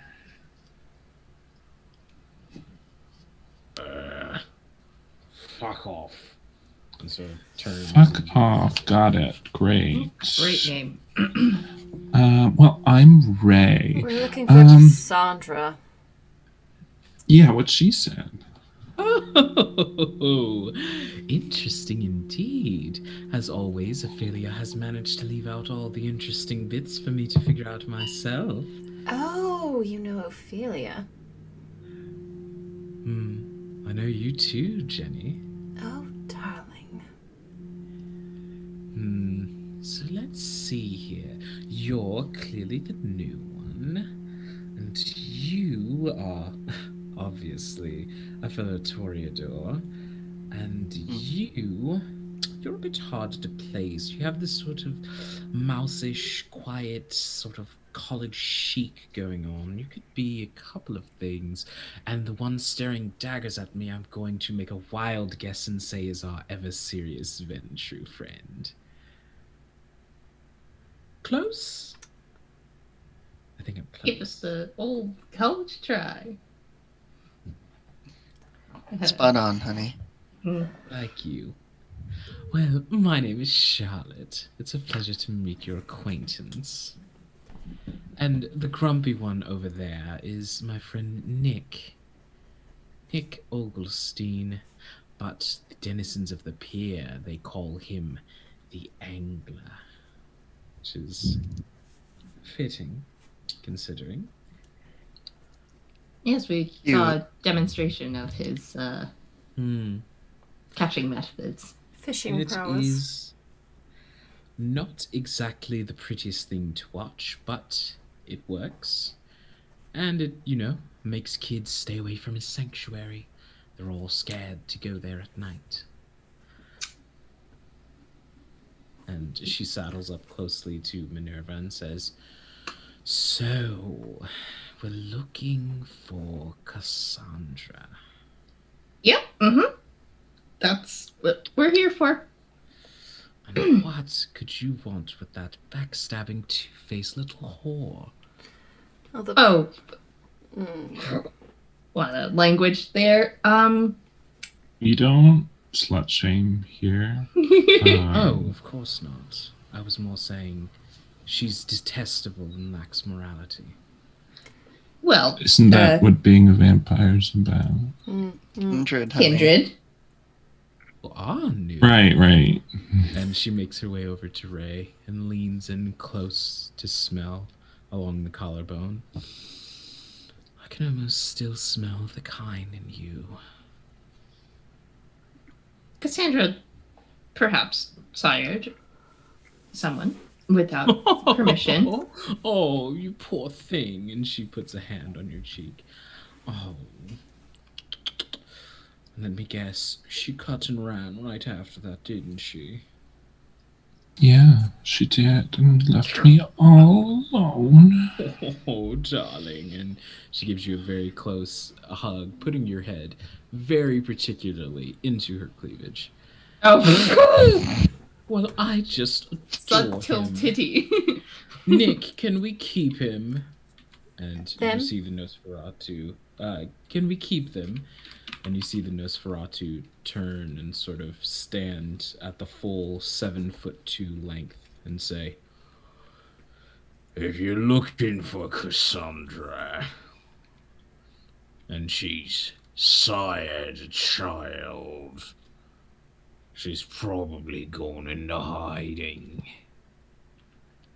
I reckon Well, you find a blood mage and get the fuck out of my house." find a blood Kind of mage. blood mage. I'll turn to Charlotte. Charlotte, is she a Camarilla or a Sabat? Or Oh, Cassandra. She is. no, Charlotte. Charlotte's Oh. Victoriato. You don't know. You don't Hmm. recognize this Charlotte person. Well, she You're not mentioned- sure She mentioned. what's her. Well, she mentioned that she's a Toreador, but Fee is asking whether she is aligned with the Camarilla or the. Oh, that's fair. And you're not sure, though you don't recognize this woman. There doesn't seem to be an indication one way or another. Okay. Honey, has anyone else been by here tonight?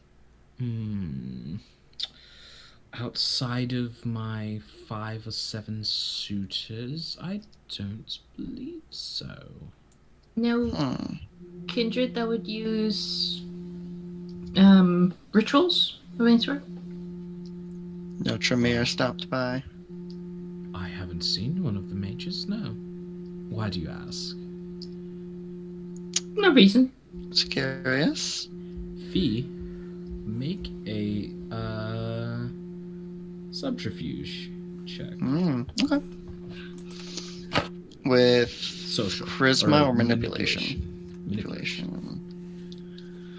3 dice in subterfuge. It's not me.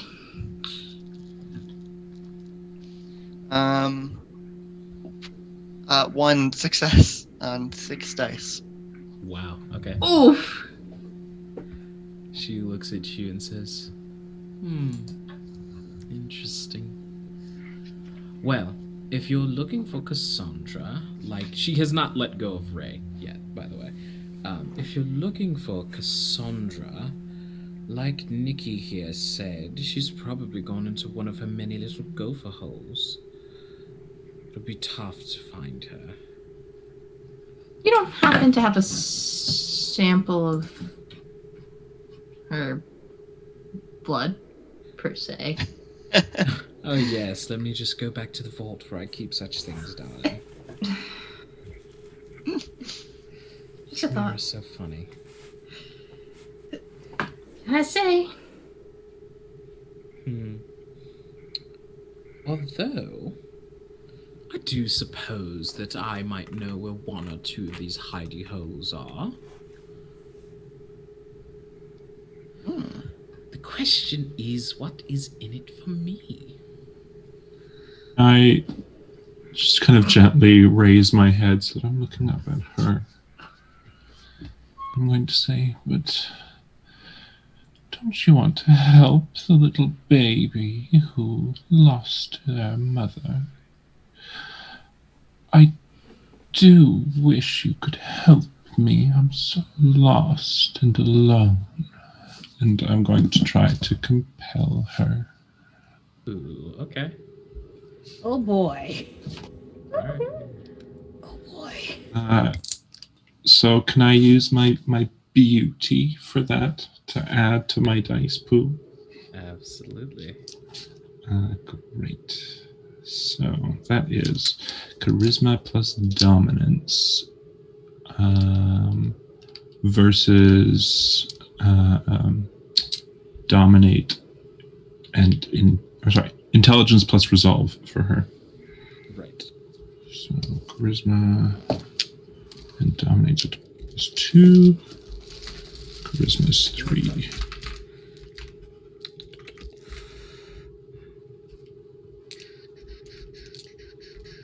Got it. In future, mesmerize is better.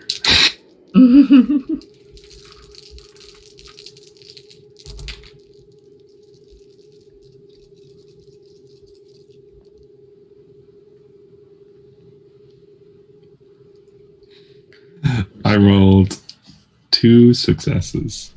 That good. Okay. She rolled 4 10s on 6 dice. Jesus! Oh my god. So she's going All right, to all right. look down at you. She's going She to look passes the down at vibe you check. and very Alive! tenderly and gently kiss you on the forehead and say, "Darling, you're not that cute. Welcome to the world of the Camarilla." And she releases you and says, "Everyone hates each other. Everyone's trying to backstab and murder one another. And information is one of the most important things you can have. And unless you can offer me something that would be worth mine, I'd have to mirror my roommate's request. So what do you have?"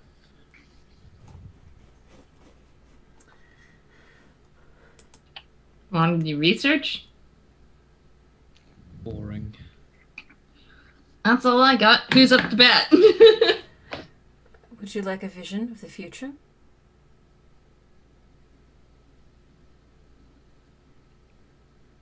Avian friends. I've got just the idea. There's a young man that you will meet inside the inner city of Detroit. He's going to be wearing a red and gold suit. It's my darling brother Julian. You'll enjoy his company, I believe.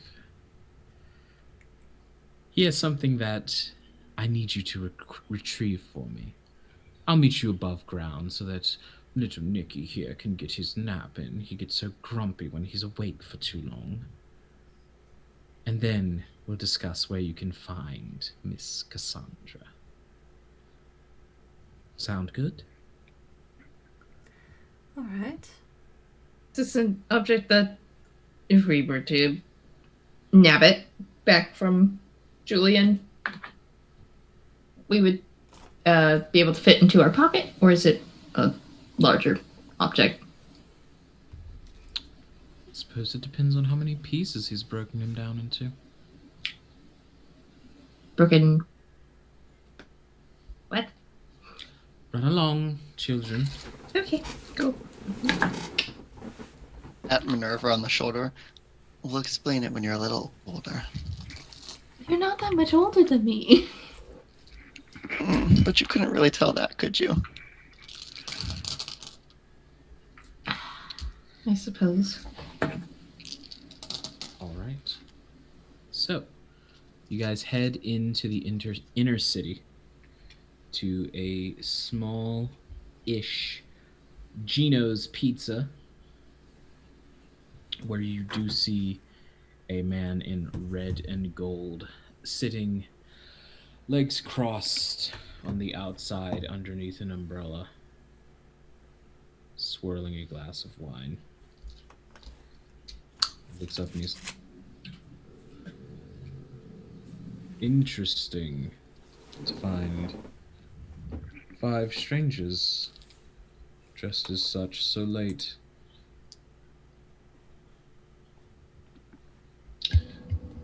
they- Like it's- Oh, go ahead. Are they actually drinking wine? Or is it I was gonna ask. non-wine? Is it blood wine? It looks like it's actually wine. They're actually drinking Yeah. Much Hot diggity. it? Interesting. Well, not everyone could be dressed as fabulously as Fee or you. Hmm. And Anyone No, wants Victoria to has literally changed in the car when they were. Oh my god. She's in a change, but Did Victoria just in front of everyone just change? it's her car. There. Cool. Power move. Power move. I'm here for Minerva's it. like, Love oh the my god, this confidence. window is so interesting. Look at that view. Oh, Ray would have watched. He was 100%. making eye contact the whole time. It's like, wow, the street, man. Those trees. How my about God, that dog. local sports ball club?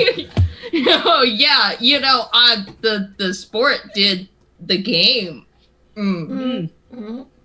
Mhm. We were done with Julie.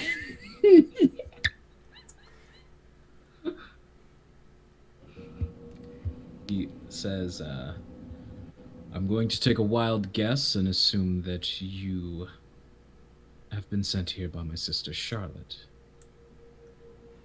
Would be a good guess. Julian, I presume? Yes. And are you kindred? We are. You're kind, I assume? Not exactly. Oh. Is their heart beating? There is no heartbeat that you can hear, and there is no smell of blood coming from this man. Would I know what he could be? Oh, you're like me. I get it. And make a... I guess this would be a cult as well. Make an occult roll. Sick. Which I you're am. pretty good at. I am also specifically into occult, but also I have the perk lifelike. Okay, that's a 10. Yes, Dr. Pepper is better. Noise. I actually don't drink soda. I've got 6 successes. I got 3. Okay. So trying to rack your brain, Genevieve, he could be a myriad of things. You're not exactly sure what he may be. Minerva, you on the other hand, you smell this odd bits of sulfur that make your mind run through a whole manner of things. And you see his eyes flicker red as you are so carefully appraising him. And he smiles. And you see a red tail begin to whip back and forth behind him. So interesting. Ooh. So that's ooh, okay. That's has Minerva ever met a demon They devil? have not. Oh my god, Minerva's like internally freaking out. Like research. Can I go and grab their tail? Oh no! Can I Sure. grab? If you would like to try and stop them, Minerva, you can feel free to. Yeah. Can Fee assist? He's He's not down with that one. we're just Sure. on either end of them, just like hooking arms. I would say between the both of you, you guys managed to stop I won't fully resist or anything. from grabbing the tail. Wow, you have a tail. That's so cool. It really is Wow. incredibly Can I touch it? fascinating. This one is new. Brand new. Very. Hi. Yeah. I just don't really care about the pretenses, really. I want something, and I'll ask for it. Oh, well, darling, if you'd like to touch my tail, I think I can draw up a contract. Yet no. Nope. No No. contracts, please. Right. Just contracts. No, they do have stories about demons and devils and things in Yeah. the human world. Like, it's not making a deal with the devil. That's not a good idea. But they Yeah. also have stories about kindred in human world, and you don't die at the scent of this garlic stick, do you? No. I Die can. inside because I can't eat it anymore. But Unfortunate. And he pops a garlic knot into his mouth. Yankees, we were sent here by your sister. Hmm. And is she still prancing about with that oaf under the city? Mr. Fuck Off? Yeah. Unfortunately. I love you so Um, much, Minerva. She's very literal. What's your name? Fuck off. Okay. You have something she needs, I believe. It would be Once. so helpful. If you could just give that to us, and we could all move on with our nights. D, You're you're muted. muted. Goose chase. Am I muted? Or you're I not think close first- enough to Oh, your mic. no. The My first mic part just was not cut off. picking up what I was saying. He says, "You all seem like you've been sent on a wild goose chase this evening. A little bit. Do tire of fetch quests. Luckily for you, I have nothing that I need done, so please." And you watch as he moves his hands toward, you see this grown, this teenaged young man begin to levitate out from behind the alleyway, Ah. set down on the table next to you. Take him off my hands. It'd be a relief, if nothing else. I see. That's why she said him. Are they in peace? Are they alive? You hear a faint heartbeat. Minerva, be a dear and pick him up. Do I have? Can I pick up a person? I have like no Oh. strength. Yes. But you are, even with 0 points in strength, you are all 10 times stronger than an average human. so you'd be able to lift this kid with no issue. Cool. I will make it look like I'm sort of like hang an arm over my neck, so like, oh yeah. You're gonna weekend at You're Bernie's weekend it? at Is that what we're doing? Weekend Bernie's it. Yeah. Oh, my friend, they're just feeling super sick, And as you do that, Julian goes, "Ah, yes, your pesky masquerade. Must get tiresome." Oh, you have There no are funny idea. ways to get tired, dear Julian. Darling, you have no idea.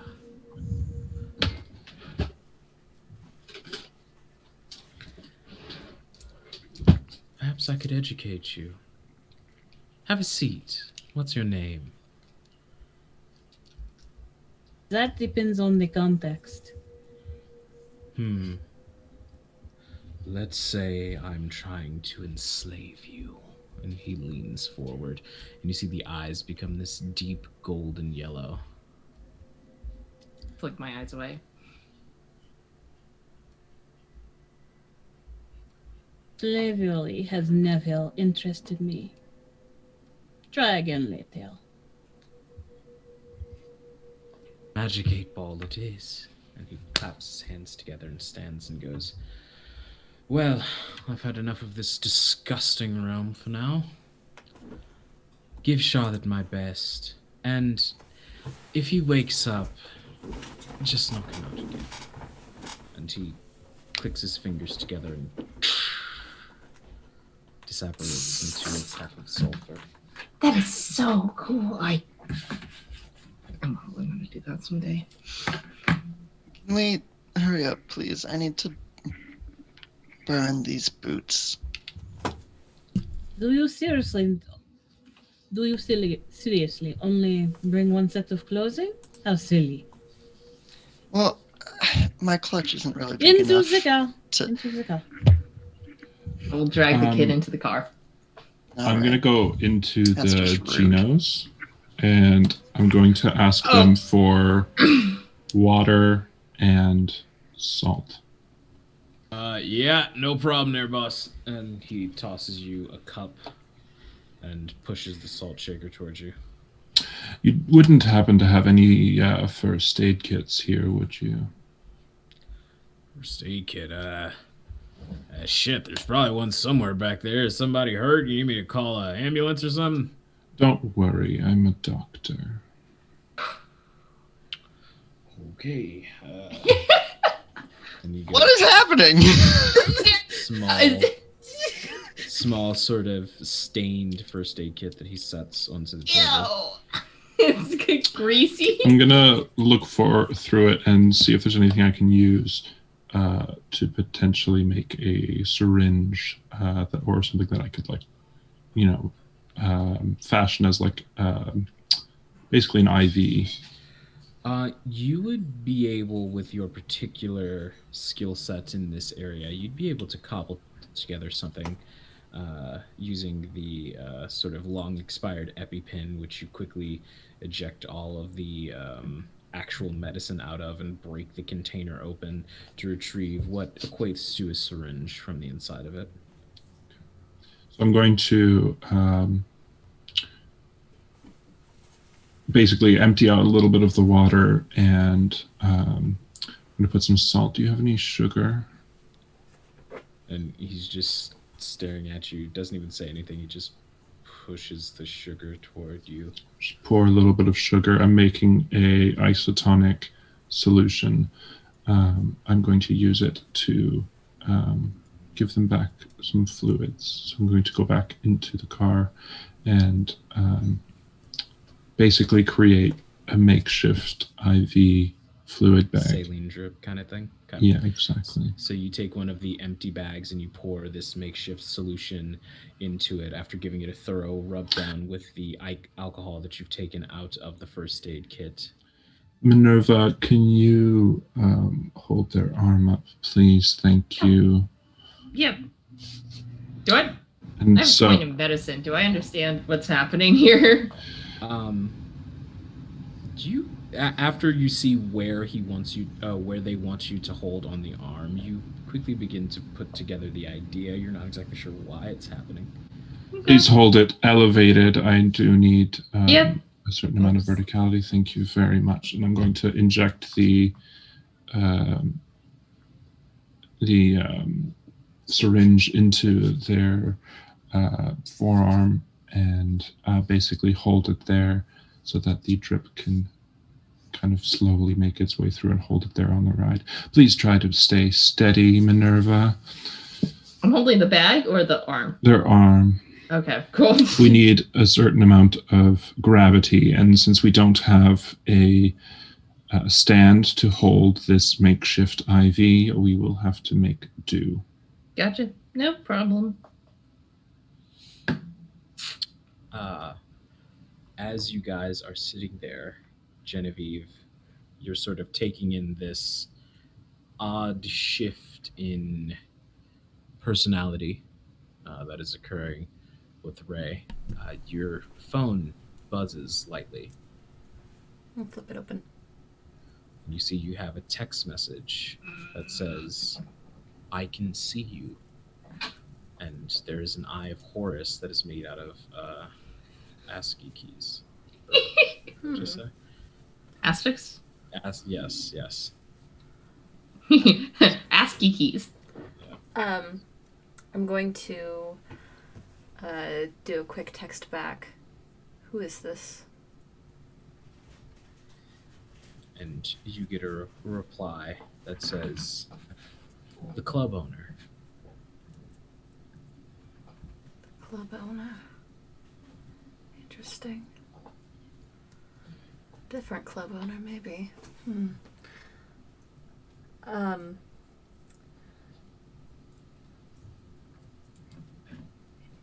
Had a little bit of that sort of thing going around, haven't we? Oh well. I'll close the phone. All right. And as you guys are approaching the pier again, you see that the young man begins to blink, and his eyes open. Ooh. Knock back out. Mm-hmm. Can I catch Victoria's arm before she hits him? As you go to sort of lackadaisically swat this person back to unconsciousness, Ray just sort of moves your hand out of the way to where the flick is a bit premature. Don't move, darling. You've lost a lot of blood. You're going to be okay. Just rest now, and I'd like to compel them to sleep. This is a very weak human person, so I would say you don't have to roll. And he just goes, "Oh, okay. And you watch the head lull back into what seems to be a sleeping state rather than unconscious. Minerva, you're letting their arm fall. Yeah, Raise their arm, got it, please. got it. Just very interesting. There's a lot of that going around tonight. Anyone else get a strange message? You know that there's Strange the envelope message? in the car. Oh, there's the envelope in the car. There was the, I don't know, mysterious of- notes. Oh, I got an email, but I assumed it was just spam. I am watching you, Eye of Horus. That's the one. Another Egyptian symbol. Yes, there's a bit of that going around tonight. Something else is up. Something else Having- is afoot. Having encountered so many like Egyptian symbols, is there any combination correlation between those that Well, I could draw some knowledge of? you do know that the symbology that you found in the book, the spine of Horus, as it were, or the backbone of Osiris, excuse me, is associated with rebirth and rejuvenation. Make anyone who would like to can make an occult roll, even if you are not trained in it.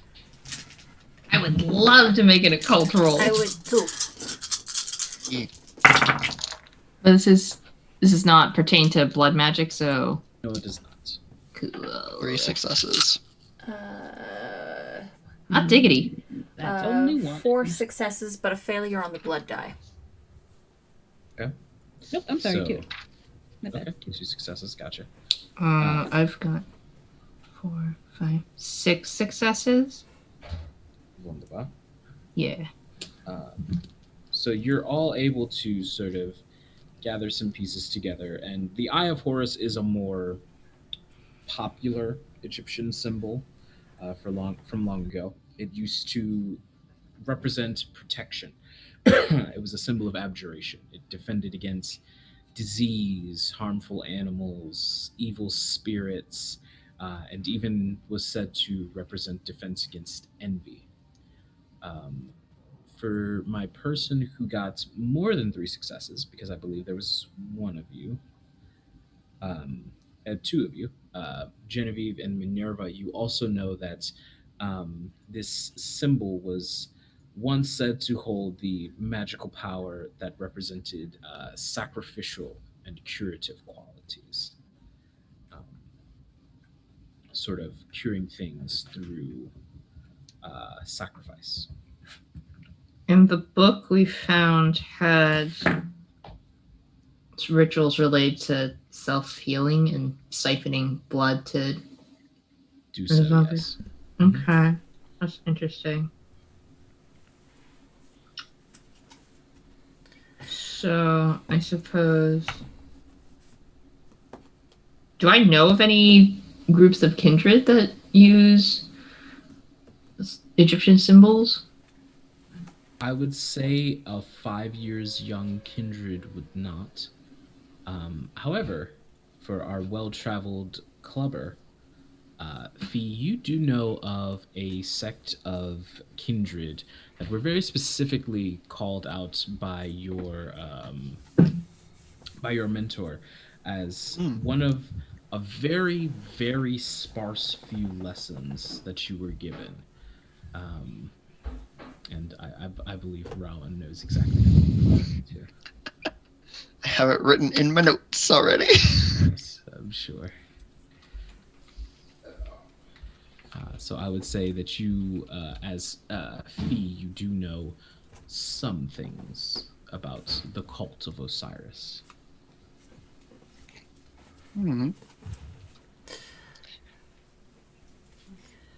Well, I hope they're not in play.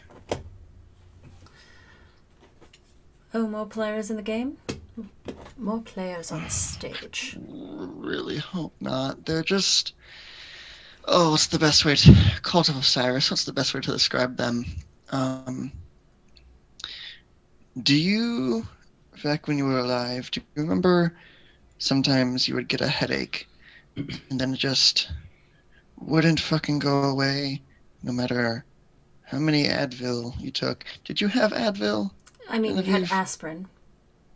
Yeah. It just, no matter how many you took, headache just wouldn't go away. That is called a migraine. Yes!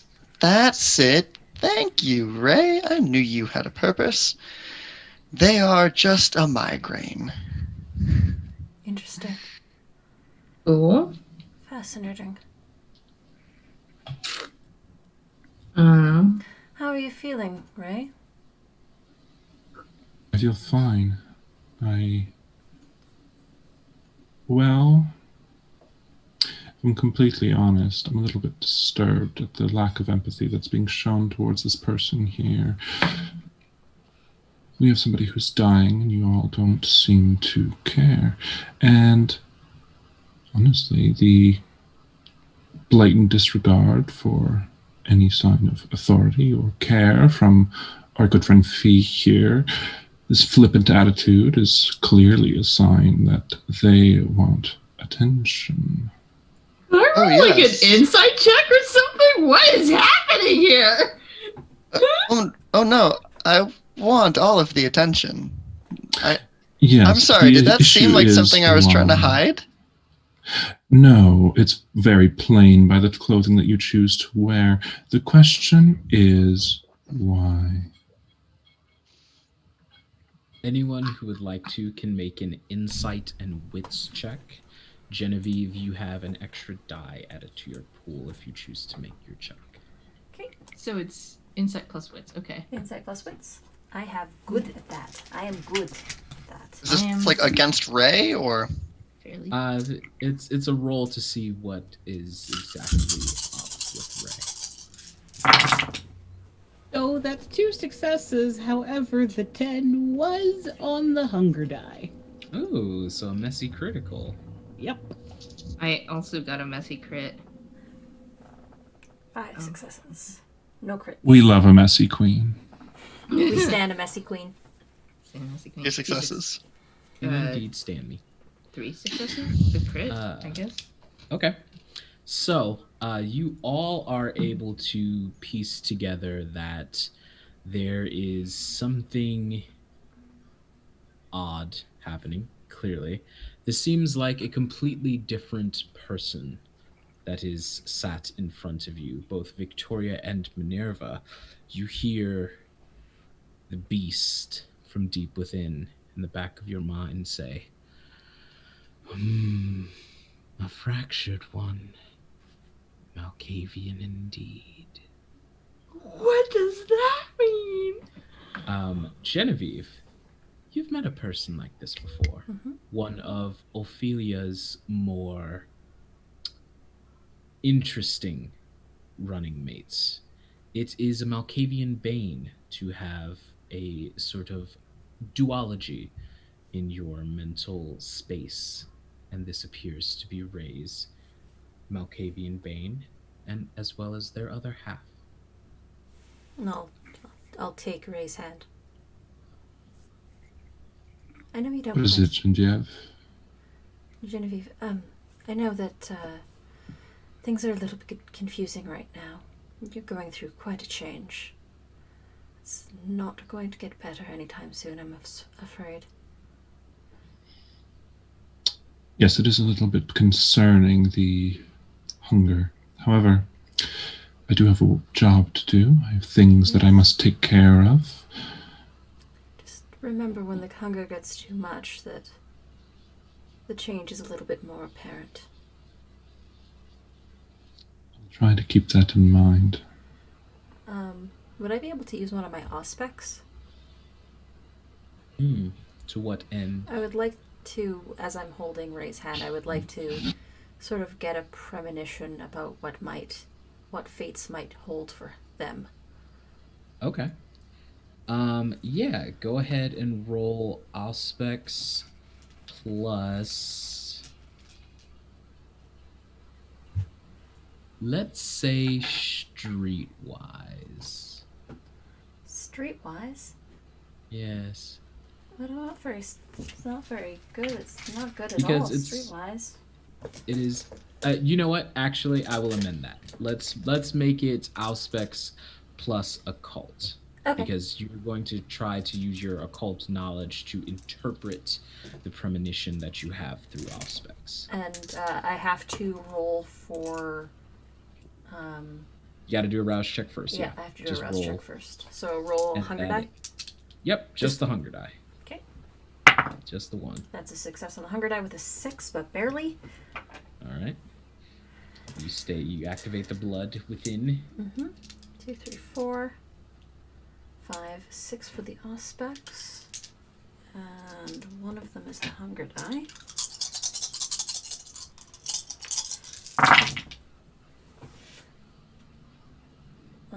Two, 4, or 1, 2, 3, 4 successes.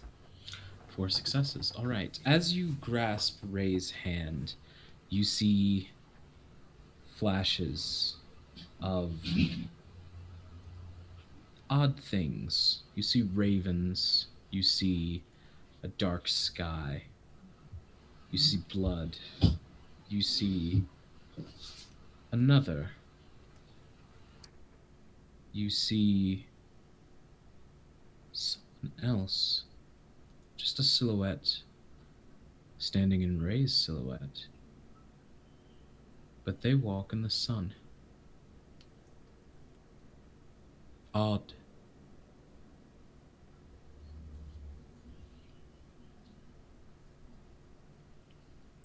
You have a shadow.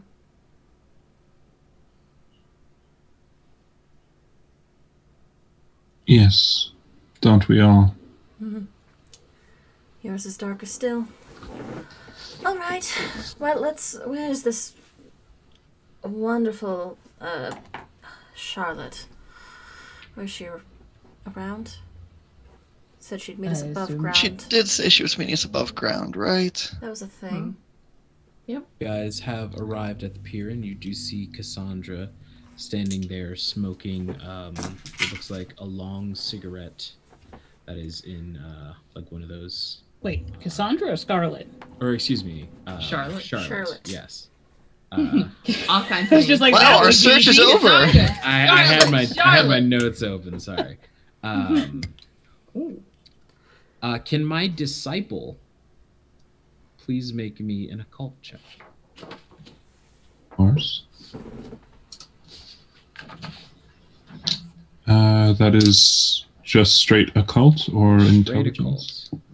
So no intelligence, nothing? Nope.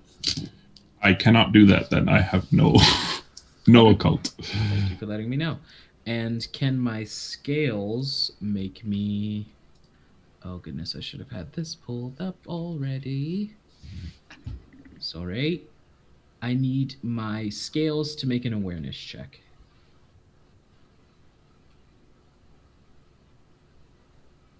And if I have nothing in that? Then thank you for letting me know. 2 Oh for 2. man. It's not And going well. lastly, I need my nemesis to make me a etiquette check. Are you gonna get one? I have 1 in etiquette. Oh, I was so hoping it would be 0 Which means I because have to roll then the hunger die, right? Coven Sisters would That is be correct. 0 for 3. Goes across the board. That is a 6 on the hunger die. 1 success. So, as you guys are getting out of the car, you see that Charlotte is sitting there smoking out of this long cigarette. She sort of flicks her head back and says, "Oh, wonderful, and I was just starting to get a bit bored." Your brother is very interesting. I would. Ugh, Well, it is exhausting. I suppose the devil's in the details. You're clever, aren't you? And she reaches up and pinches your cheek. Out of character. I love you. And she looks over and goes, "And what is this thing you have hooked up to him?" I believe it's an IV of some sorts. It is an IV fluid bag. They are severely lacking fluids. They've lost a lot of blood. If we hope to save their life, it would be wise to leave that in there. Until at least the water bottle is empty. So new, I think the price tag is still on you somewhere. My word. And pray tell, why would we want to save this bloodbag's life? Well, that is an interesting question. I suppose there's an issue of morality there. The other question that you're not asking is why should we not? Interesting. Because he's in the way. Because he's seen things that he shouldn't see. Well, it is my understanding that you, kindred, have certain abilities. Perhaps one of you can erase his memory, and then there's no issue at all. Oh, I see what we're doing here. You're confused. And she steps towards you, and you feel that sort of seductive aura that she gave off previously turn sour and oppressive, and her fangs are bared. It's not you, Kindred, darling. You're a part of the masquerade now, and you'll have to get used to that. One way or another. Is there anyone near us, like, who are not kindred? Doesn't seem like it. Cool. Just wanted to make sure. I walk up and take the cigarette and from Charlotte and take a long draw on it and give it back. Say, they're so new. Just, honey, just give them a week or so to figure it out. You see, as she looks to you, you see a very, very angry look to the face. Of course. If you want to keep that little bloodbag to be your personal pet, you go ahead and do so, sweetie. Also, No, we shall abide by the trade. oh Is no, that- please. I like this, actually. You are new. Let's see what the new one does. You keep him. All I need, and she fishes around in his pockets and reveals a small necklace that's on a brown leather cord, and dangling from it you see an ankh. Who's this? She pockets it and says, also, darling, and she taps you on your face. Ray, you look better with your hair down. She turns to Victoria and says, one of Cassandra's hiding places is deep, and I do mean deep within the Detroit metropolitan area. How acquainted are you with the Lions? Football fan? Anyone? Anyone? I don't have times for such I am a things. fan of football, but not the Lions. A good choice. I'd be lying if I say I knew him. Honey, One Out of character. I love you. One of her popular hiding places is underneath Fort Field. Maybe you could try there. Thank you. Thank you very much. I do so love a successful transaction. The Ankh. Is that yours? Oh, well, to describe it accurately, how would you millennials say it? I believe it's none Mind of your your business. goddamn business. Agreed. I We see. shall leave. Yep.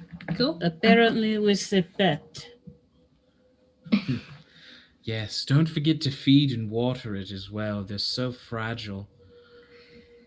Yep. Yep. Mm-hmm.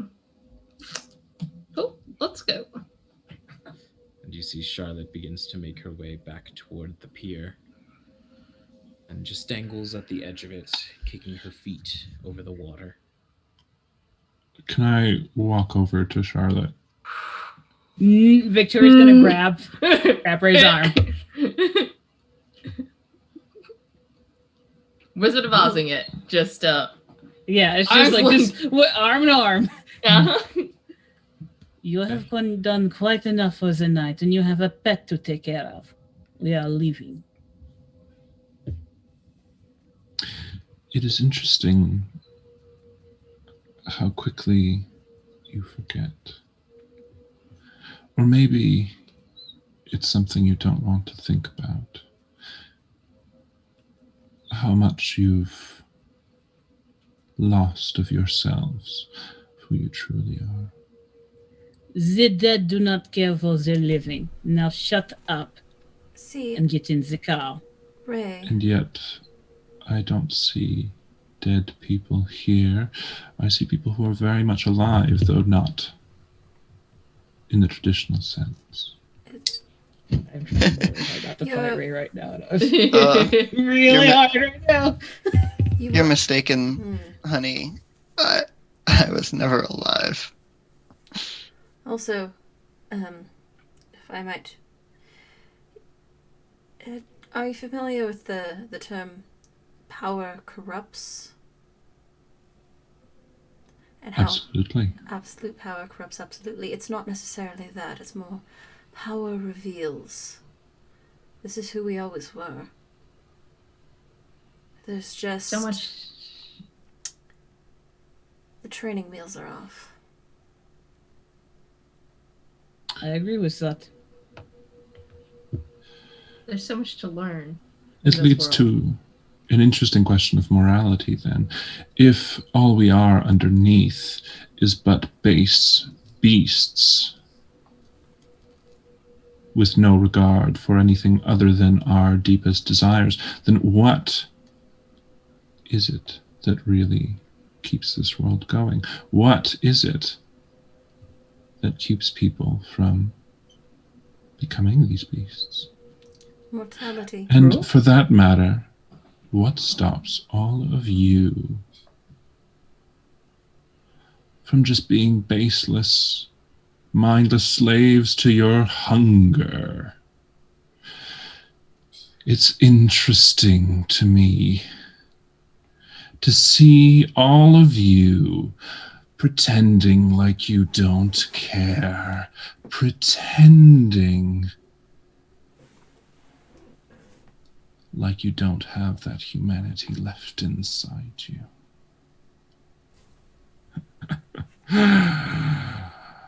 You know what? You can Ray? lie to yourselves, but you can't lie to me. You're right. There is really nothing keeping me from being a monster.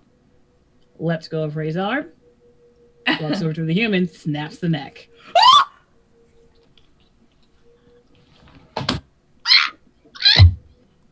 All right, You I'll should call take my better- guy. Take better care of your pets, no? Climbs in the car.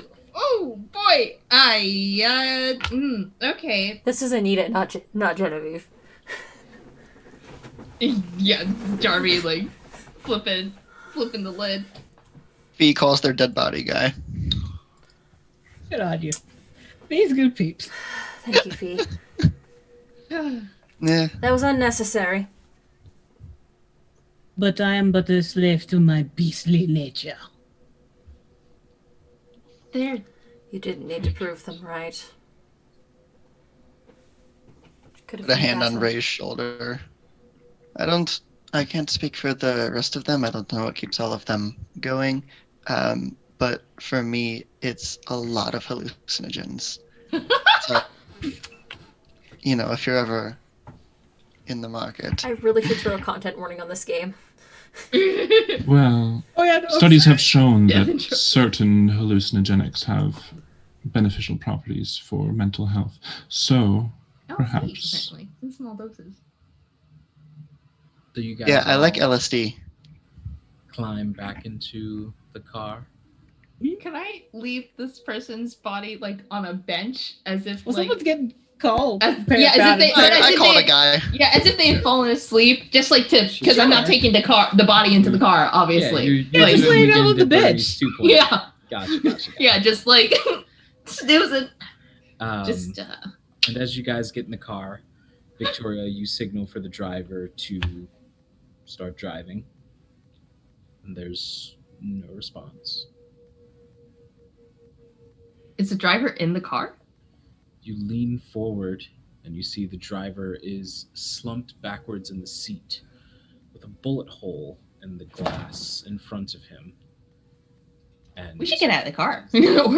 headed backwards. It's funny you say we should get out of the car, because as you are all sitting in the car, it explodes. In a giant fireball and a mess of twisted metal, fumes, and gasoline, the entire car ignites into this giant fireball of carnage and flames. And that is where we're going to end the evening session. But fire is like one of the two things I told Ray to Thank you. avoid. Yeah. D. I Hey, am D. D. What up? What if you didn't? What if I Have did? you considered not? I have, and I Right. decided to anyway. Okay. I want everyone Well, to I know. guess this campaign is over. Fair, but I Hey, respect yeah, it. TPK. TPK. I was Listen, finally it was the playing puns, that's what campaign brought on us this upon us. channel. Nope. Yeah. If you hated our characters this much, you could have just said something. I want everyone to know. I had every opportunity not to do that, and then I did it. I really need to get a gif of you, the wicked gun. Yes. Karma. Someone clip it's it. karma. Someone clip it. Stop. Yeah. I'm gonna die. So, We already did. Oh, good point. When's our next session? 0. session 0. Yeah, that's session 1, and now we have session 1.2 where we all roll new characters. Yep. But with that having been said, thank you all ever so much for joining us for the first episode of Under a Pale Cold Sun, A Seat at the Table. We will be back next week at the same time here on Critical Misses to go over episode 2. But before we leave, we are going to do some outros, starting with the lovely person to my left who has played Fee ever so swimmingly tonight. Rowan, how are you? Who are you? And where can they find you? How am I? What a question. I'm on fire, so that's great. This Lit. is fine. On Darby, fire. you don't have to. Hello, people. I have been Rowan and occasionally Fee. You can find me on Twitter as @RedWhiteRP. And then you can find me in various games across channels all over the week. Saturdays I play in a Monster of the Week game over on what's that? Chromatic Chimera, featuring an all trans, non-binary, GNC, etc. cast. This Sunday, I'll be back here for Second City Saviors, a Masks game. Alternating Mondays, I'm on Everybody Crits for a Mutants and Masterminds games and AU X-Men world. So good. It's So a good. lot of fun. I get relentlessly bullied. And then starting tomorrow, and then weekly on Thursdays, I will be GMing a campaign over on Chromatic Chimera, Olympus 2299. It is a Greek mythology inspired cyberpunk red game. It's very exciting. So check out our first episode tomorrow at 7:30 p.m. Eastern Time. Oh yeah. And can I also get everyone, after you're done giving us your lovely outro, what was your favorite moment of the session? I have to go first. Oh no. Mhm.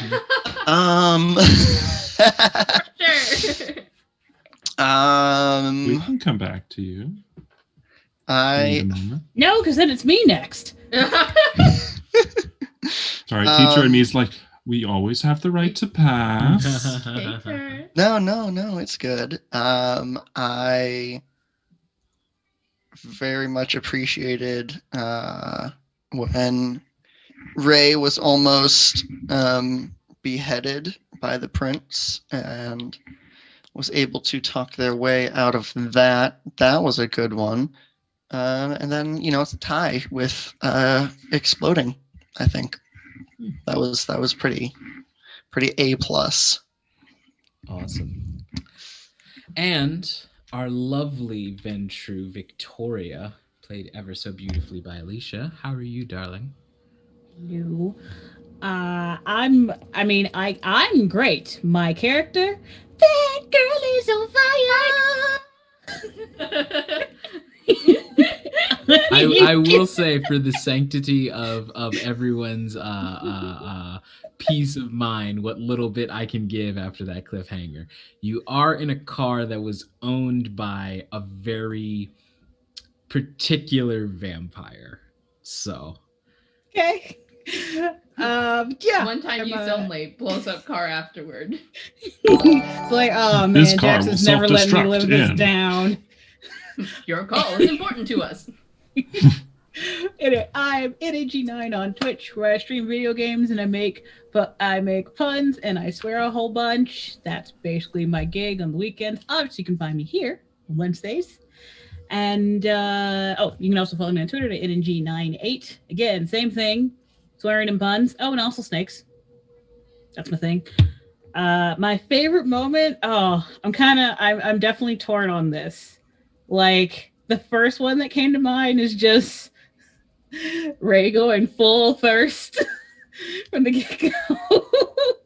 It's just like, so it's between that and then also this little stuff is just like, it's just like, oh, Edward's staring at you. That's what Pure Alicia. Moving on. Awesome.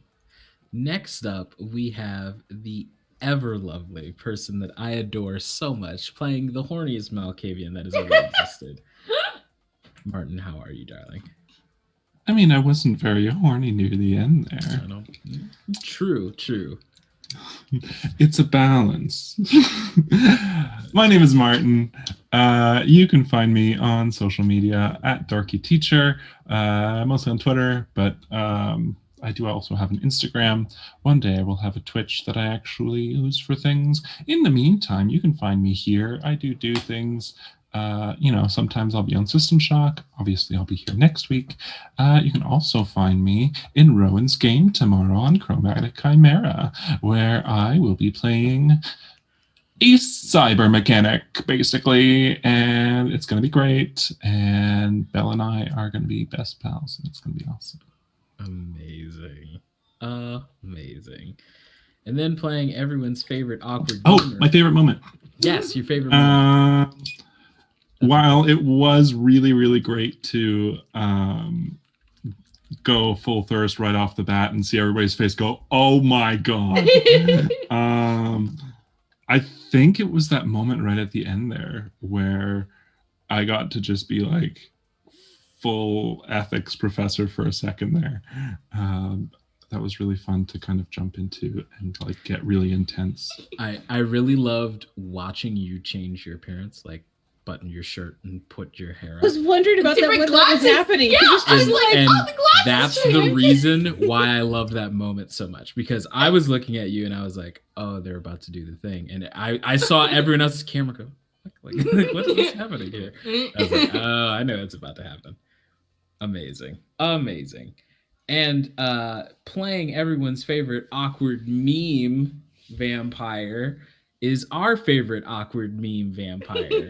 Meme-pire, you could say. Darby, who are you? What are you? Where can we find you? I am Darby. You can find me on Twitter as @DarbyPack, my real human name. You can also catch me on a podcast I host with my friend Harper called Chaotic Creations. You can find that on Twitter as @ChaoticPod, if I think that's correct. We upload new episodes every Wednesday. We make characters on the fly, giving each other kind of random off-the-cuff prompts and see what we come up with. So yeah, give me a listen. You'll obviously catch me here again on Wednesday. What else was I supposed to say? Your favorite moment. Favorite moment. Oh, God, I think it was the moment that like Ray was introduced to, like the curtain was pulled back and then Ray's like, and I want to get to know you. It was just like, it was a good moment. And the sword coming out, I think it was pretty, I was visually like moving up in my chair, but Wonderful. And lastly, but not leastly, our ever gracious host. How are you, darling? Hi. I'm good. I'm Anita, our Panita, or Critical Misses. You can find me everywhere under those last two. This is my channel. This is what Wow, this was amazing. This is Vampire the Masquerade. This is my first time playing Vampire the Masquerade. I think it was the first time for a lot of folks in here. So we all kind of learned on the fly. And that's kind of what this channel is about, is figuring out how easy role-playing games are. Even if you've never played them before. Not tomorrow, but the next day, on Friday, you can find us here again. We're going to be doing a one-shot run by Kaleidoscopes. That's going to be including Alicia and Dee and Husha Kid. And Kaleidoscopes is going to be running us through a Cypher System game that is kind of a cross between high fantasy and Power Rangers. It is all of my alley. I've prepared my whole life for this. It's We gonna can be Sentai in this bitch. It's gonna be real Sentai. It's gonna be real good. We're very excited. Saturday mornings, you can catch me here on Morning Ritual with Noir. This week's guest is Anorian, or the Game Dad. The week after that, we've got Dee in the hot seat. Who, me? Yeah. Hi. Hi. And then on Sundays, you can catch us on a rotating game. This Sunday, we have, as mentioned previously, Second City Saviors, which is our Masks game, that I am very excited for my sweet little deer girl to hug a crying wolf boy. I'm gonna cry. He's gonna cry. They're gonna cry so hard. I don't know anything about what Noir is gonna do in Second City Saviors ever, but I know I'm gonna cry. I do know that. Hey, Anita, can we talk about you killing me? Yeah, we're gonna talk about that next on the show. We're gonna talk about that in character because Tate's got some thoughts. Mondays you can catch me here for Talk of the Deep, which is the official after talk show, because apparently I do talk shows now. That's my thing. For Song of the Deep over on Encounter Roleplay, which, by the way, thank you Encounter Roleplay for that raid. Thank you Chromatic Chimera for that raid, and thank you Bright Dystopia for that raid. I love you all so much. You're all wonderful. And yeah, that's kind of me. Tuesdays you can find me over on Madame Gandalf's channel for a cult game. And Wednesdays you can find me here. That's pretty much my entire schedule. But yeah. Wonderful. Thank you all right. so much for stopping by. Do we have a sign off for this? And is there anyone we can raid? What was your favorite moment? Oh shoot. My favorite moment was everything up until the 2 hour and 58 minute mark, when we all got blown up. That was Okay. You didn't like that? that was my favorite Gotcha. part. It really blowed. You didn't like getting blown? No. You're It wasn't the all bomb. dead. You're all dead. I mean, well, we were already dead. Uh-huh. I'm just dead Yes. inside is all. Yeah. And Hey, is that not how people are? with that having been said, hello. My name is Dee, or it's or Devel if you're feeling saucy. I have been your master of ceremonies for the evening. I hope you all enjoyed yourself. Thank you so much for coming out to watch us play. I am a voice actor, streamer, musician, all manner of stuff. You can follow me on Twitter if you want to see what kind of madness I get up to next. You can also catch one of the characters who was two of the characters actually who were in tonight's game, because I play vampires in Crimson Spires, a visual novel released by Woodsy Studios that you can find on Steam if you'd like to play that. And yeah, that's been me. I can't wait to join us for episode 2. And I already know what episode 2 is going to be titled, so I'm very excited. Making characters live, a Vampire Masquerade story. Yep, that's it. Yeah. Nailed it. What to do when your vampire dies unexpectedly. That's pretty much it. 101 ways to make a new vampire. Yep, getting closer. So yeah, that's all I got. A sign off for this game. Fire bad. Fire bad. A sign off for this game is going to be, we will see you the next time the pale cold sun rises. Ooh, that's good. That's good. Until then, however, we're gonna go on a raid. We're gonna raid TPK Roleplay because Noir's over there playing some Ooh. Curse of Strahd. So we're gonna Remember go, to highlight your puns. We're Remember to highlight your puns. we're gonna go from our coterie to yours. That's gonna be our raid cry. So we are going to raid TPK Roleplay. And yeah, so again, our raid cry is going to be from our coterie to yours. You like Darby now?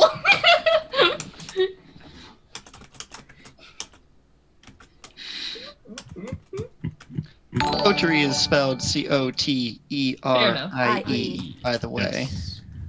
Correct, yes. So we'll say hello from our coterie to yours. And throw some emotes in the chat if you got